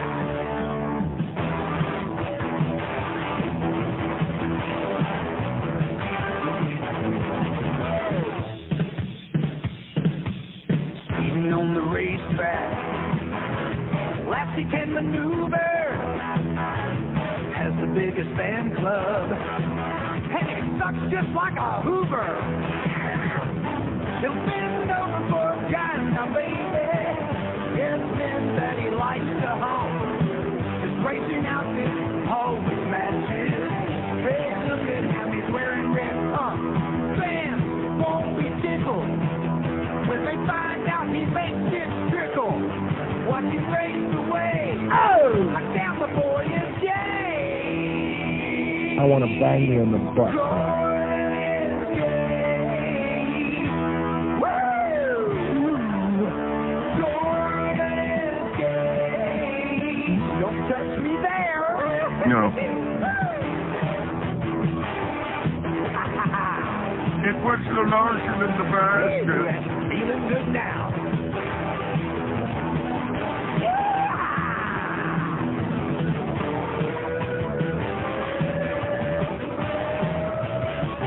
Okay, we just got a bulletin from upstairs. The Water Nazi is the new general manager. The sales manager, she's the national sales manager. Gary Sarner is president of operations for Beasley Broadcasting. And who am I leaving out? I guess that's it. That's the triumvirate. Oh, and Greg, he's taking a few weeks off. We have 2 open lines in Dade, 5670560, and he's going to take a course in communications. Here's Fort Lauderdale. Hello. Okay, thank you, and back at you. Open line in Broward, 2 in Dade, 5670560, pound 560 on the AT&T wireless line. Fort Lauderdale on 6. Hello. Hello. Hello. Yes, sir. Hi. Is this Neil? Is this you? Yes, it is. Neil, you're the best, man. I got to tell you. For real, man. Neil, you should be a senator. We would have less problems in this world. Yeah, Senator Corleone, President Corleone. Okay, get a new phone. We have an open line in Broward, another President Avante. Open line in Broward, 2 in Dade, 5670560, pound 560 on the AT&T wireless line. Here's Miami Beach. Hello. Hello. What's wrong with these damn kids, Neil? Hey, Neil, you're always talking about like weight loss and stuff. Hello? I'm listening. Oh, okay, so far, it's going to be a short one, I can tell, but go ahead. Oh, short? Well, no. Well, you're always talking like... I have a short one. Neil, well, you're Jewish, that's why. Hey, how do you know? You're always talking about... How do you know? You're checking them out? I check out mine in the mirror. Are you Jewish? Yeah, I'm a And you also have a short penis? Yeah, it's, you know. Oi! Okay. Oi! Does it still work? It works just fine. Great, there you go. That's all that counts. No, but like 7 months ago at this time, I weighed 215. Yeah. How tall are you? About 5'2"? I'm 6 foot.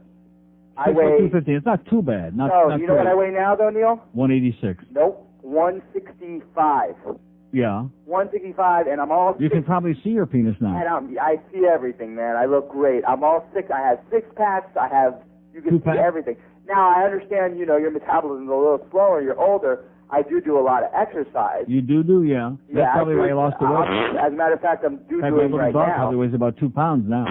Hey, but... yeah. But, no, what I was... So what are you trying to say? What are you hopping to here? I took that. I did the Atkins You for a took little what? while. I did the Atkins. Yeah. And it's just I found it very hard to stick to it. There's no taste to any food. It is so hard. You're right. You're absolutely on target. There was no taste. I think the way to do it is have your taste buds scraped off. I think that would do it. You know what? And it's funny because I'm a junk food junkie, but when I was on Atkins, you know what I missed the most? And what is that? The fruits and the vegetables, and I didn't even eat them that often. You can eat vegetables on the Atkins. Well, I'm talking more like tomatoes. Watch out for those fruits, though. Like tomatoes of fruit, I guess. Yeah, but you can have your tomatoes. You can? Uh-huh. Well, that's what I was going to tell you. For the first tomatoes don't metabolize like bananas and apples and stuff like that. Well, in 2 months, I lost 30 pounds. In fact, if you got a friend that's on the Atkins, the best way to get him all that potassium is to... Yeah. Yeah. Well, no, what I was going to say was I lost...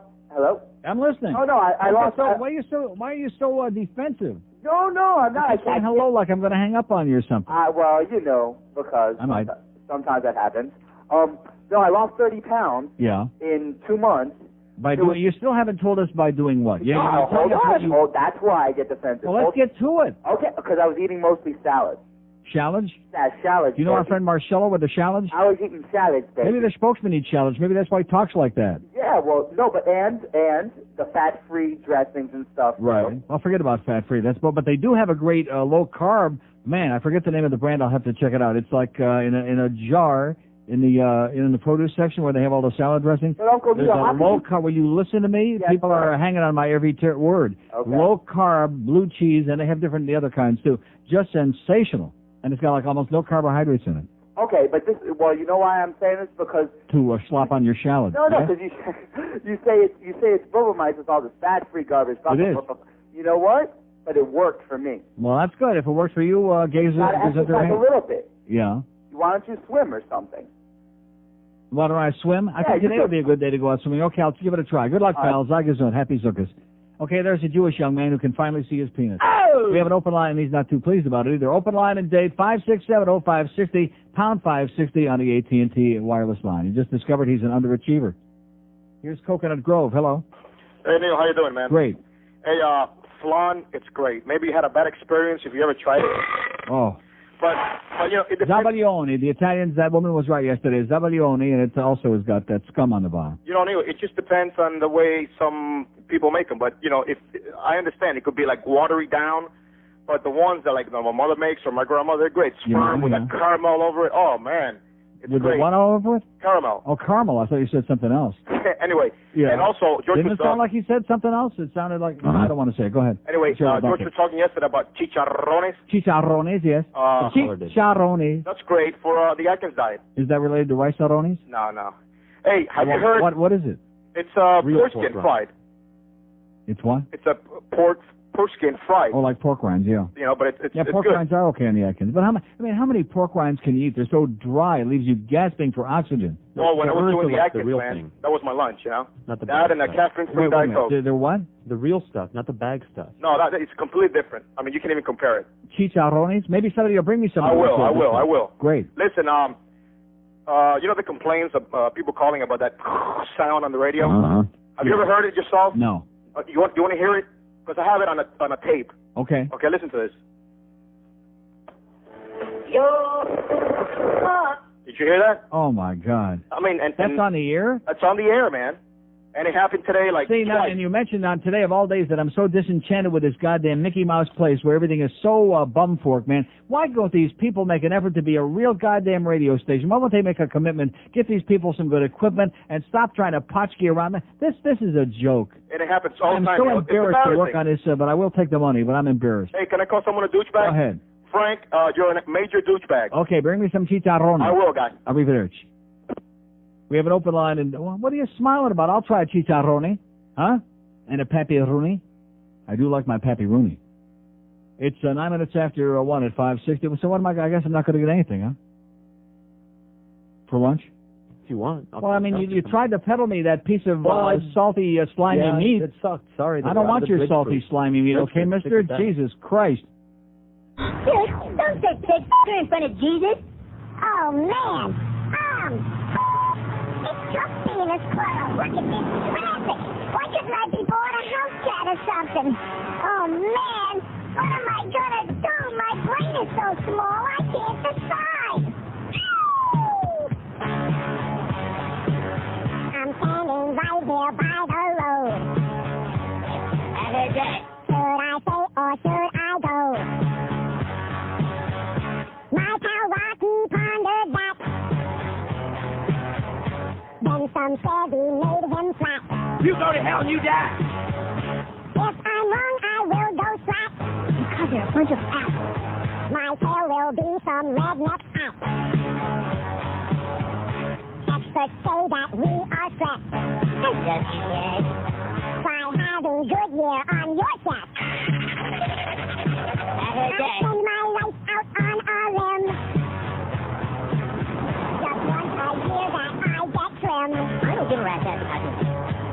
Now you see how my life blows. And when it ends, I'm food for crows. Because your dad, do it. Should I stay or should I go now? I'll grab my nuts and hit the road now. I'll run out, then I'll run back. Like a psycho junkie high on crack. My rodent brain just doesn't know. Son of a bitch, what kind of sick weirdo is he? This interception's bugging me. I got to find myself a tree. If we could get a crossing guard, my brains won't end up in your yard. Oh God, I hope I'm not too slow. On your march, get set and go. Jesus, are you fucking kidding me? I made my mind up, here I go now. I'm in the middle of the road now. One step forward, two steps back. Oh, he's away. Alright, go. Help on me. I hear a rumble. What is that? I think he's going to go. Should I stay or should I go now? Should you stay or should you Okay.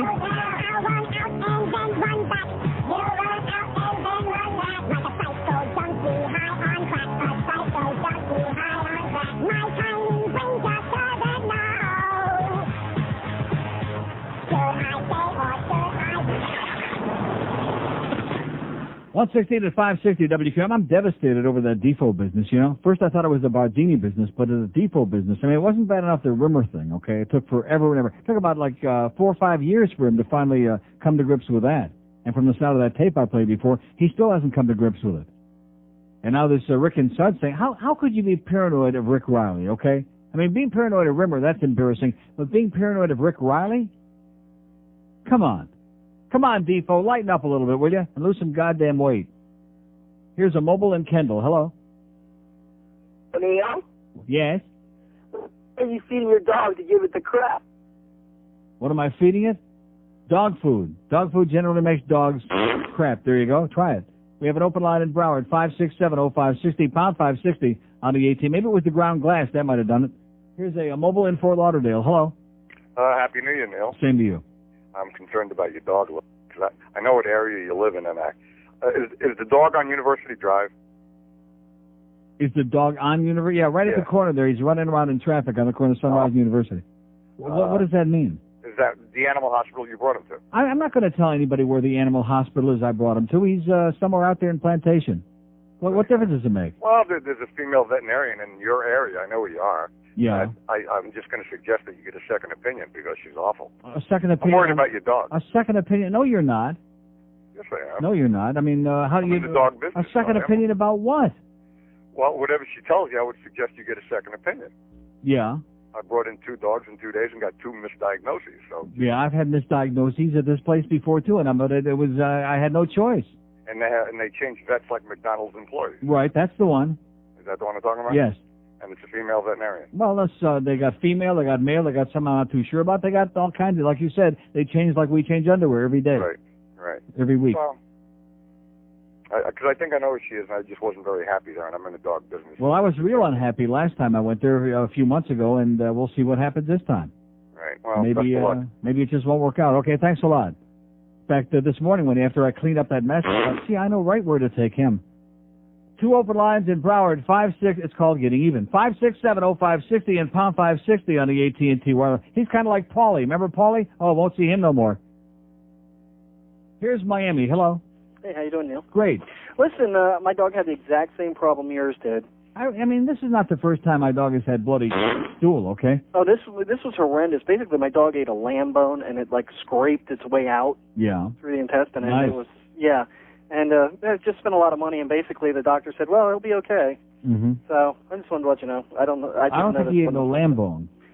Well, there's a line there somewhere. I know. Bye. Okay, thanks. We have an open line in Day 2 in Broward, 567-0560, pound 560 on the AT&T wireless line. We're rolling along singing a song. People are worried about my dog's problem, which is very nice. Because like I said yesterday, people who aren't dog lovers are real assholes, especially people that are obsessed with cats. You walk into a house, and people that like ferrets. I mean, let me ask you something.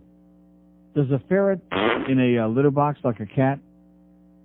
Where does a ferret, besides anywhere it wants? No, seriously. Rick, where does a ferret do its business?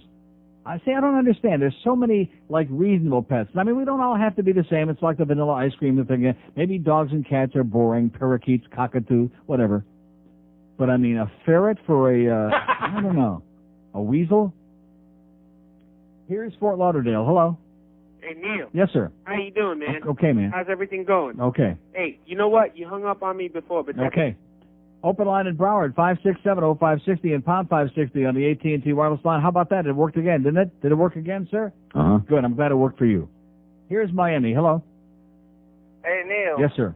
Happy New Year. Same to you. I'm with that guy about the flan.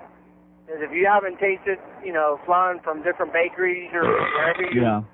I mean, first of all, flan is loaded with sugar anyway, so the last thing in the world I need to be eating be flan. I made 2 for the holidays with cream cheese. Yeah. Oh, the best. Mm-hmm. Nice, firm, no oozing. No oozing flan. Nothing wet. I mean, awesome. Yeah. And to that guy who says that you're always talking about black people, maybe you should put on that Darnell Learn to Spell so he can learn how to spell. Okay, have a great day, pal. Whatever you be saying. PHAT, is that what he been saying? We have an open line in Dade, 567-0560, pound 560 on the AT&T wireless line. And the guy that before with that circuitous thing about the veterinarian, you know, I mean, what am I going to do? Am I going to take off from work today and run around, hop around from vet to vet and see, what the hell are you going to do? You go to a place where you've been before, and even though you were a little, dubious at times, you hope for the best. And if not, okay, where we go? Here's Fort Myers. Hello. Hi, Neil. Yes, sir. First, I'd like to ask you for two things. First is a request. No. Ganja would be good. No. Second thing, no request. Second thing, I would like to let you know of a method where you could eliminate weight loss probably for the rest of your life if you follow it in a disciplined Oh, I know how you do that. You do it, Dr. Jack. Well, I'm talking about while your heart's still beating. Yes. The key is adding a sufficient amount of water to the foods that you eat. And I know that you're illogically... Like your steak? You pour a lot of water into the steak? No, Is that how you do it? You pour the water in your mouth while you're eating the steak or just after. Pour the water in your mouth while you're eating the steak. Okay, so let me envision this. I got a big forkful of delicious, juicy ribeye from Ruth's Chris, and I put that in my mouth, and then before I chew it... No, not before you chew it. Yeah. You chew it, you enjoy the flavor, you swallow it, yeah, and then a little bit of water. Because in nature, our systems are designed... Sir, that is the most ludicrous thing I have hear ever me heard. out. Seriously, I know you're a logical guy. No, Listen to it's not logic. There is no logic to it, okay? There is no logic. I drink water with all my meals, and it doesn't have any effect on losing weight. In fact, there are many people who say you shouldn't drink water with you. You shouldn't drink very much beverage at all with your meals. You should drink it between meals. Think about how processed our It's got nothing to do with thinking, Sure okay? it I'm does. just telling you, drinking nature, water the will food not com- make you lose weight, okay, sir? It will not. Another Fort Myers call, okay? Another guy. He got lost on the road to Arcadia. Get back on Route 70 or whatever it is up there and get to the joint where they're before it's too late. 2 open lines in Dade, 56705. They're all experts, baby. No matter what I say, I don't know nothing. They're all experts. They got the answer. Take a lot of water, okay? Pour it on you in your puss, pour it in your rectum, and just have a great time. You'll lose weight. It'll just melt off, just like that guy with the ad in the paper today with his pills he's peddling. Here's a mobile in Hialeah. Hello. O'Neill. Yes, sir. Speaking about nasty animals, ferrets are the nastiest animals on the face of earth. Yeah. And? Separate room? Okay, get a new phone. Call me back, okay, with a ferret report. He said that ferrets are the most obnoxious, disgusting piece of crap. Let's eliminate the flames. That's what they were saying in Pittsburgh last night. We have an open line in Dade 1 in Broward, 5670560 and pound 560 on the AT&T wireless line. Here's a mobile in West Palm Beach. Hello. Hey, Neil, how you doing? Okay. I had a question for you. How can I get a copy of that Gordon's Gay song you just had on? Can't do it. No? No. Oh, man, I want to buy that. I got a friend that needs to hear that. Yeah. I'm fat, too. And? Well, drink a lot of water while you're looking at your Jeff Gordon pictures. Flash Gordon pictures. We have 2 open lines in Broward. Sorry about that, Joe Costello. It's Flash Gordon. Open line in Broward, 567. Joe is not speaking to us today since I played that. In fact, I played it twice today because it was mildly amusing, I thought. Joe is not speaking. He's boycotting the show. Either that or he's out in the hallway with Josh Friedman. No, I'm boycotting. Oh, okay. Well, were you disturbed by that? No, it's funny, actually. I thought so. I knew you wouldn't be disturbed. Not if you know what's good for you. Okay, we have 2 open lines in Broward, 5670560. He don't care. I mean, once we get the new studio up there, he's going to be working on Hank shows, what I hear. That's the rumor. That's the popular rumor that I'm hearing. Isn't that true? No. No, seriously, I hear that he's fighting nip and tuck with all the other guys over there to produce the Hank Goldberg show. No. Is the rumor I'm hearing? No. Here's Plantation. Hello? Plantation. There's definitely somebody on this phone. Can you hear it? Can you hear somebody? Oh, I heard it. You be there in Plantation, or is this just a waste of everybody's time? Like I said, waste of everybody's time. 2 open lines in Broward, 5670560, pound 560. That was probably my vet. Here's a mobile in Miami Lakes. Hello? Yeah, Neil. Yes, sir. I just heard that they announced that they had settled the NBA strike. Yeah. And they had the player spokesman on. The spokesman, yeah. Yeah, and they anticipate starting the season. He's speaking for the Players Association. Yes. He said they will definitely start the season between 4 weeks and a month. Uh-huh. Well, he left out the turd. There's 4 in the turd weeks in a month. Right. So maybe he just left out the... you turd. The turd. So I just thought I'd mention that. Okay, I'll be thanking you very much, yes. $2 billion in aggregate payroll and 4 weeks in a month. And thank God we don't care. Yes, we do. Okay. We don't care. Go away, NBA. We don't care. Take your balls and go hide them somewhere. We don't care. Make-believe season because you want the money and you didn't have any principle in the first place and you lied right up till it took it right down to the wire and then they caved in like a goddamn old leaky roof. Just caved right in. Because we be wanting the money, baby. We got to put the bread on the table. Got to put the bread on the table. Come on. By the way, we're going to be replaying that interview with Edgerrin James later on. 126 at 560 WQAM. A great way to sample Nick's great cigars is to join them at the annual Miami Big Smoke. George is going to be there. It's hosted by Cigar Aficionado. George gets in free. You don't, by the way. It's being held on January 12th. That's next Tuesday from 7 to 10 p.m. at the Grand Ballroom of Lowe's Miami Beach. Now, is this a dress? It sounds like a real dressy thing. Yes. Yes. Now, you got to get a tux for this? No. Just I have a tux jacket, but I just wear a tie with it. You wear what? A tie. Just a tie. George will be there naked with a tie. The night features complimentary cigars, food, wine, and spirits. The Big Smoke always sells out, so call for tickets today. It's a New York number, 212-481-0330. 212-481-0330. And when you call up there to New York, ask if the garbage is still all over the street. Now, it's not all over the street, is it? No. Now, Rudy Giuliani cleaned it up big time, baby. All right, ladies, gather around. The band is ready. On the count of 3. 1, 2, 3. From the grassy court at Wimbledon to the bars where we all play.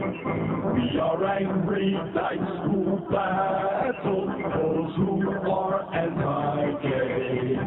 Short hair for grouse back asses. We strap on our rubber. We declare to all opponents that we will get in our mix. Our houses are all humming, our batteries are full. We make our choices early as to who will push or pull. And we say to young Republicans, some shirts bring too much starch. We will gather soon in Washington for the Million Clam March.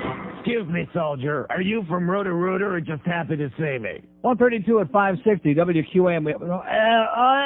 Open line today. Boy, these cigars are great, but once you start eating them, 567-0560 and pound 560 on the AT&T wireless line. Fort Lauderdale, hello. Yeah, I want to know what you have against old people. Against what? Old people. Are you an old people? Well, I'm 78 years young. Yeah. So you're always talking about old people. You're not old. You're some phony with a phony accent. You're not old. The last time I spoke to you, you said, what bus from the Bronx did I get off? Yeah, what bus did you get off? I didn't. Well, get back on and go back there, will you? We don't mind old people, just if they're from the Bronx. Thanks, Chuck. Chuck from the Sub-Center just brought me in a great lunch. Thank you so very much. A nice Atkins lunch, by the way. Little meatball action there, little cheese, little onions, not too much. Open line in Broward, 2 and Dade, 567-0560, pound 560. See, when you have no material, you make a fake call, like that one right there with a real bad accent. He wouldn't know the Bronx if they set him loose right in third base at Yankee Stadium. He still wouldn't know where the hell he was, even if Freddie Prinze showed up. Freddie going to be showing up? No. Here's Belglade. Hello. Neil? Yes, sir. I'm calling from beautiful Belglade, Well, I'm sorry. the sugar capital of the world. Uh-huh. Did you know that? Yes. Well, I really just You're want killing to know people, that. man. You're Pardon killing me? us. You're killing us. No, I have nothing to do with it. I was born and raised in West Palm, Yeah. and I just transferred over here. Like but I said, they're killing us. I made the mistake a couple of months ago of saying something bad about sugar here in my office. Mm-hmm. They thought gave me a blanket party. Mm-hmm. You know what that is, right? Yes, I do. Also, my second thing I want to tell you about, Yeah. the guy that wrote that song about Gordon was Dale Earnhardt. And Dale Earnhardt... Okay, thank you. Okay, we have a no. Don't get Joe Costello all bent out of shape, man. He's just barely hanging on by his toenails right now, and if he starts hearing this other stuff, he just won't be able to handle it. 2 open lines in Dade, 600 open lines in Dade, 4,000 open lines in Dade, or wherever the hell they are. I have no idea where they're coming from. They're coming from all over the goddamn place, including some real wackos there on the West Coast. I feel so bad for our listeners over on the West Coast because the people who call in here, if they really live over there with you, like I said, that's reason enough to feel real bad for you. 567, and then, of course, you got the Beasleys to deal with. 567-0560, pound 560 on the AT&T wireless line. Just like you see that dinner. You know what that dinner was? That dinner with Chris, with Greg and his wife and that whole bit. You know what that was? That was a substitute for, talking about getting an 800 line for the West Coast people, for really doing anything, like equipment-wise, phone system-wise, any, ready watt-wise, any kind of a wise. That was a substitute. Did it work? No. No. I mean, it was a nice social thing. It was delicious. It was very nice. I didn't have to pay for it, which is a miracle, by the way, unless they pick up the tab themselves. That was very nice. It was a pleasant evening. But does it substitute in any way, shape, or form from doing business? No. See, they don't get that here. It's like not in their vocabulary, doing business. Here's a lady in Pompano. Hello. Hi, Neil. Yes, ma'am. Hi. A pleasure talking to you. So far. You were asking about ferrets earlier. Mm-hmm. I have one, and I have to tell you that it's an endless pile of crap. Mm-hmm. In other words, if you like crap, this is the pet for you. Yeah. That's all I got. Nice okay, talking to you. thanks. Well, a lot of people like crap. Okay, she must like it because she's got one, she said. Although I forgot to ask her if they if they have their own litter box. You think they do their crap in a litter box? Well, we'll find out. We have an open line, and see, in Rick Riley's house, they got ferrets. They just do it right on the living room floor. And, of course, after he goes to the library up there in Boca, he don't smell the difference. Because, see, I don't understand that business about how everybody knows that woman at the Boca Library. I don't get that. I mean, it's just, what are the odds? They're like, what? There are 4 million people, more than that, here in South Florida. And the odds of my coming on the air saying I heard Rick and Suds talking about a smelly, homeless lady who hangs out at the library in Boca, and then you're telling me that your wife knows her? Knows of her. Well, why do you... That makes it sound like they're friends or something. She's a homeless She has woman. lunch with your wife every week? Yeah. What do you mean with the wife? Brown Over at bag the house. Yeah. At the house? The new one or the old one? She used to work at the Boca Library. And in fact, that's why George had to move. She used to come by the house for lunch, and they had to fumigate it. Yeah. So why don't they can't kick her out? Why can't they clean her up or bathe her or something? Why don't they put a shower in there in the library? They've had meetings about this. They can have a power shower. The family that reads together showers together. Isn't that the way it works? Huh? Yes. Yeah. What's wrong with that? Put a goddamn shower in there. That'll solve the problem. Get her some damn clothing in there. Buddy Nevins will cough up the money and take care of her. He's real worried about the homeless. All those good charities that he's donating so heavily to. By the way, thanks very much for all the great articles, all the coverage all around town. The newspapers, TV stations. Neil Rogers races over $150,000 for Center One. Was there one word? No. Anything anywhere? No. Thank you very much. Not that we expected it, but thanks for living up to our expectations because you're useless. No sé si ir al baño o darle cuerda a mi reloj. Friends, how much did you spend on beef jerky last year? $10,000? $20,000?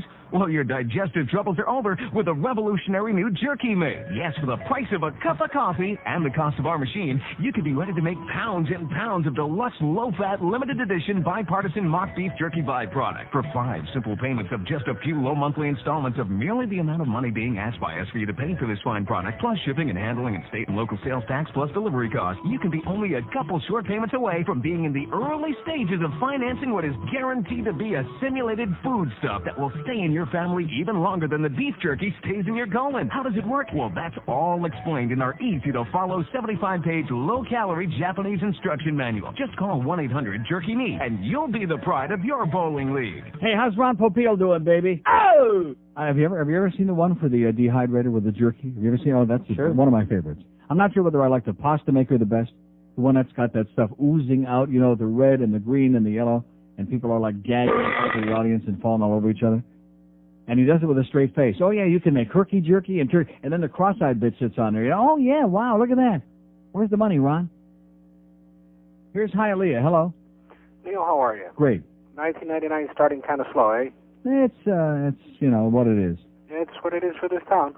Listen, Neil, I'm a personal fitness trainer. Yeah. And for years, I bought that whole story with the low-fat diet. I prescribed it to people. I've worked with athletes. I've worked with a lot of junior guys in junior hockey in Canada, you know, developing for the NHL. Yeah. For years, I believed in that crap. Well, Graham James worked with a lot of those junior guys, yeah, too. he sure did. Yeah. Unfortunately. When in doubt, he worked them out. Yeah, he sure did. Crap. But I heard of your show when I moved down here, and it was just about the time when you started talking about the Atkins diet. And I bought the book. I tried it on myself. I tried it on a couple clients that were really, really overweight. Let me tell you, I swear by it. How do you like that? I do not prescribe a low-fat, high-carb diet to anybody. I don't care who they are. Right. It just doesn't work. Sure way to kill somebody, I'll guarantee you that. Well, I believe it. Sure, you're right. Put them right on the road to heart disease with that low-fat, high-carb.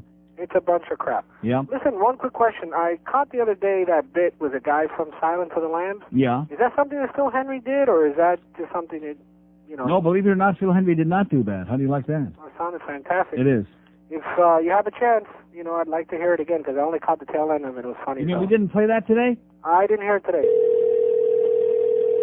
This is Debbie. Oh, hi, Debbie. I'm interested in getting some operations done. Okay. And some body contouring and some liposuction. Mm-hmm. And I was wondering if you get some tummy tuck and lip augmentation, cosmetic breast surgery, facelift, all of these things. Mm-hmm. And I was wondering... What would you like to start with? Well, I need to get everything done. Probably the first thing I'd like to have removed is my thing. Okay, we don't do that. No. Could you do breast implants, though? It can be done, but I don't know that they would do it right away. It puts the lotion in the basket. Mm-hmm. How much? 5,000. Excellent. I'd like to have my skin resurfaced, too. Mm-hmm. Laser surgery. Mm-hmm. Have the lambs stopped crying yet, Mommy? Excuse me? Don't hurt Mommy's little baby. It puts the lotion in the basket. I'd like to get the liposuction that I saw on TV. Okay. Can you make me look more like a woman? Well, we'll have to see you first, and then upon looking at you, we can tell you that when we see you. Should I wear my skin suit made of body parts, Mommy? If you'd like to. It puts the lotion in the basket. Would you like to make an appointment? Yes. Okay. There is a $100 consultation fee. That's fine. Okay. Okay. My name is Buffalo Bill. Okay, let me get a little information from you, okay? Just one moment. It puts the lotion in the basket. I understand. It puts the lotion in the basket. Do you want to come in for a consultation for It puts the lotion in the basket. Okay. Would you like to make an appointment, or do you want to call me back? Or? It puts the lotion in the basket. I understand. I've got my skin suit nipple necklace. Bill. It puts the lotion in the basket. I understand that. Would you like to It puts the lotion in the basket. Would you like to make an appointment? It puts the lotion in the basket.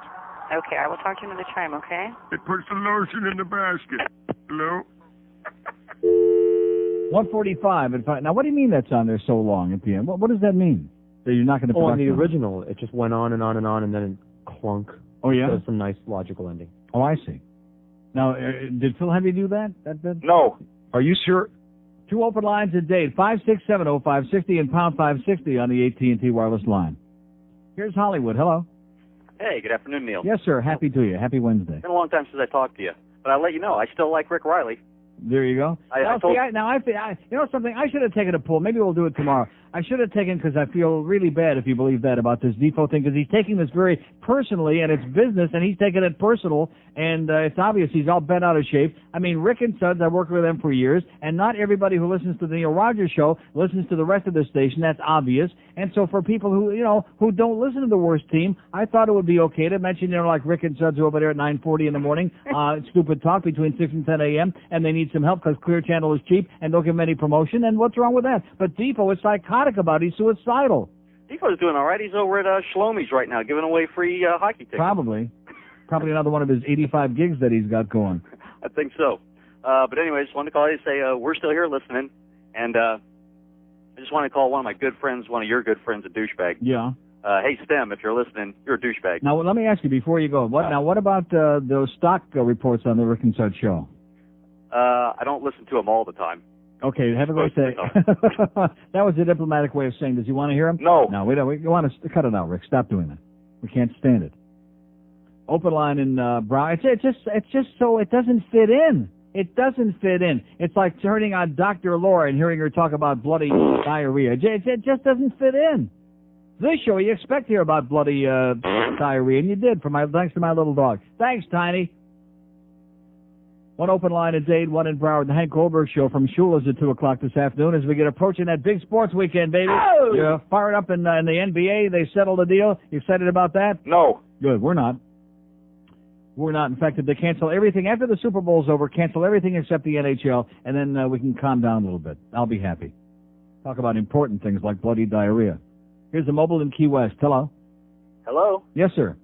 Yeah, hi, my name is Juan Carlos. Yeah, sure. Okay, we have open line at Dade, one in Broward. All the little spicks, man. You know, you make such a tremendous contribution to this show. Maybe it's a reflection of the great contribution that you've made to this community. You think there's any similarity there? Uh-huh. We're always hearing about what? That wasn't a spick. The hell it wasn't. That was a redneck spick. Juan Carlos. That was a redneck spick from the southern part of Cuba. That's right. He was from the deep south. Hey, listen, we got problems with your people on this show, okay? We've had a rift. We've had a stake driven between us. I think it's one of those Palomino stakes driven between us and all of our Hispanic friends out there who are closet listeners out there, because God forbid anybody should know they listen to that maricon on the radio, huh? Let's take a mobile in Pompano. Hello. Mobile in Pompano. Hey, Neil. Yes, sir. Question for you. What's the story, any news on Potsdam? There is no story and there is no news. No news. No. And you'd think pretty soon something would have to happen. Yeah, I'm just wondering, because with the Canadians losing Hackett now for a while, and I don't know if they were still shopping, because, I mean, they need Oh, did Hackett get hurt? They need go. Yeah. Oh, I didn't see that. Well, that's what they had up on the Panther game last night. They were saying Hackett got injured. Well, maybe that opens up the door in Montreal again. I mean, you'd think that he'd want to play there. He's from Quebec. He's a frog. He'd fit in there, but of course there's a lot of pressure there. But he's used to that. But I mean, the Canadians need desperate help. They're out. They're in big trouble. They're not going to make the playoffs. But you're right. They need serious help. Is the coaching job there on the wire too? Or? Oh, sure. The general manager, Rajan Uhl, you won't be seeing him no more. He's going to sleep with the fishes with what's his name, Harold Ballard. Yeah, him and Savard should have gone out a long time ago. Well, that's the way it goes. Leafs are having a big year. That's all that counts. Yeah. Life is sweet. Do you think that would be the change in the conference, or the fact that they got Curtis? Well, what do you mean the change in the conference? Well, I mean, they went from will you listen to me? Most of their wins are against the Western Conference. They're 14-2-1 against the West. In fact, they're probably wishing they would have stayed in the West right now. They'd have 70 points. Oh, I didn't know their record was so high in the West. Yeah, the Western Conference. They've swept Detroit 3 games. They beat Phoenix 5-2. They're killing the West, baby.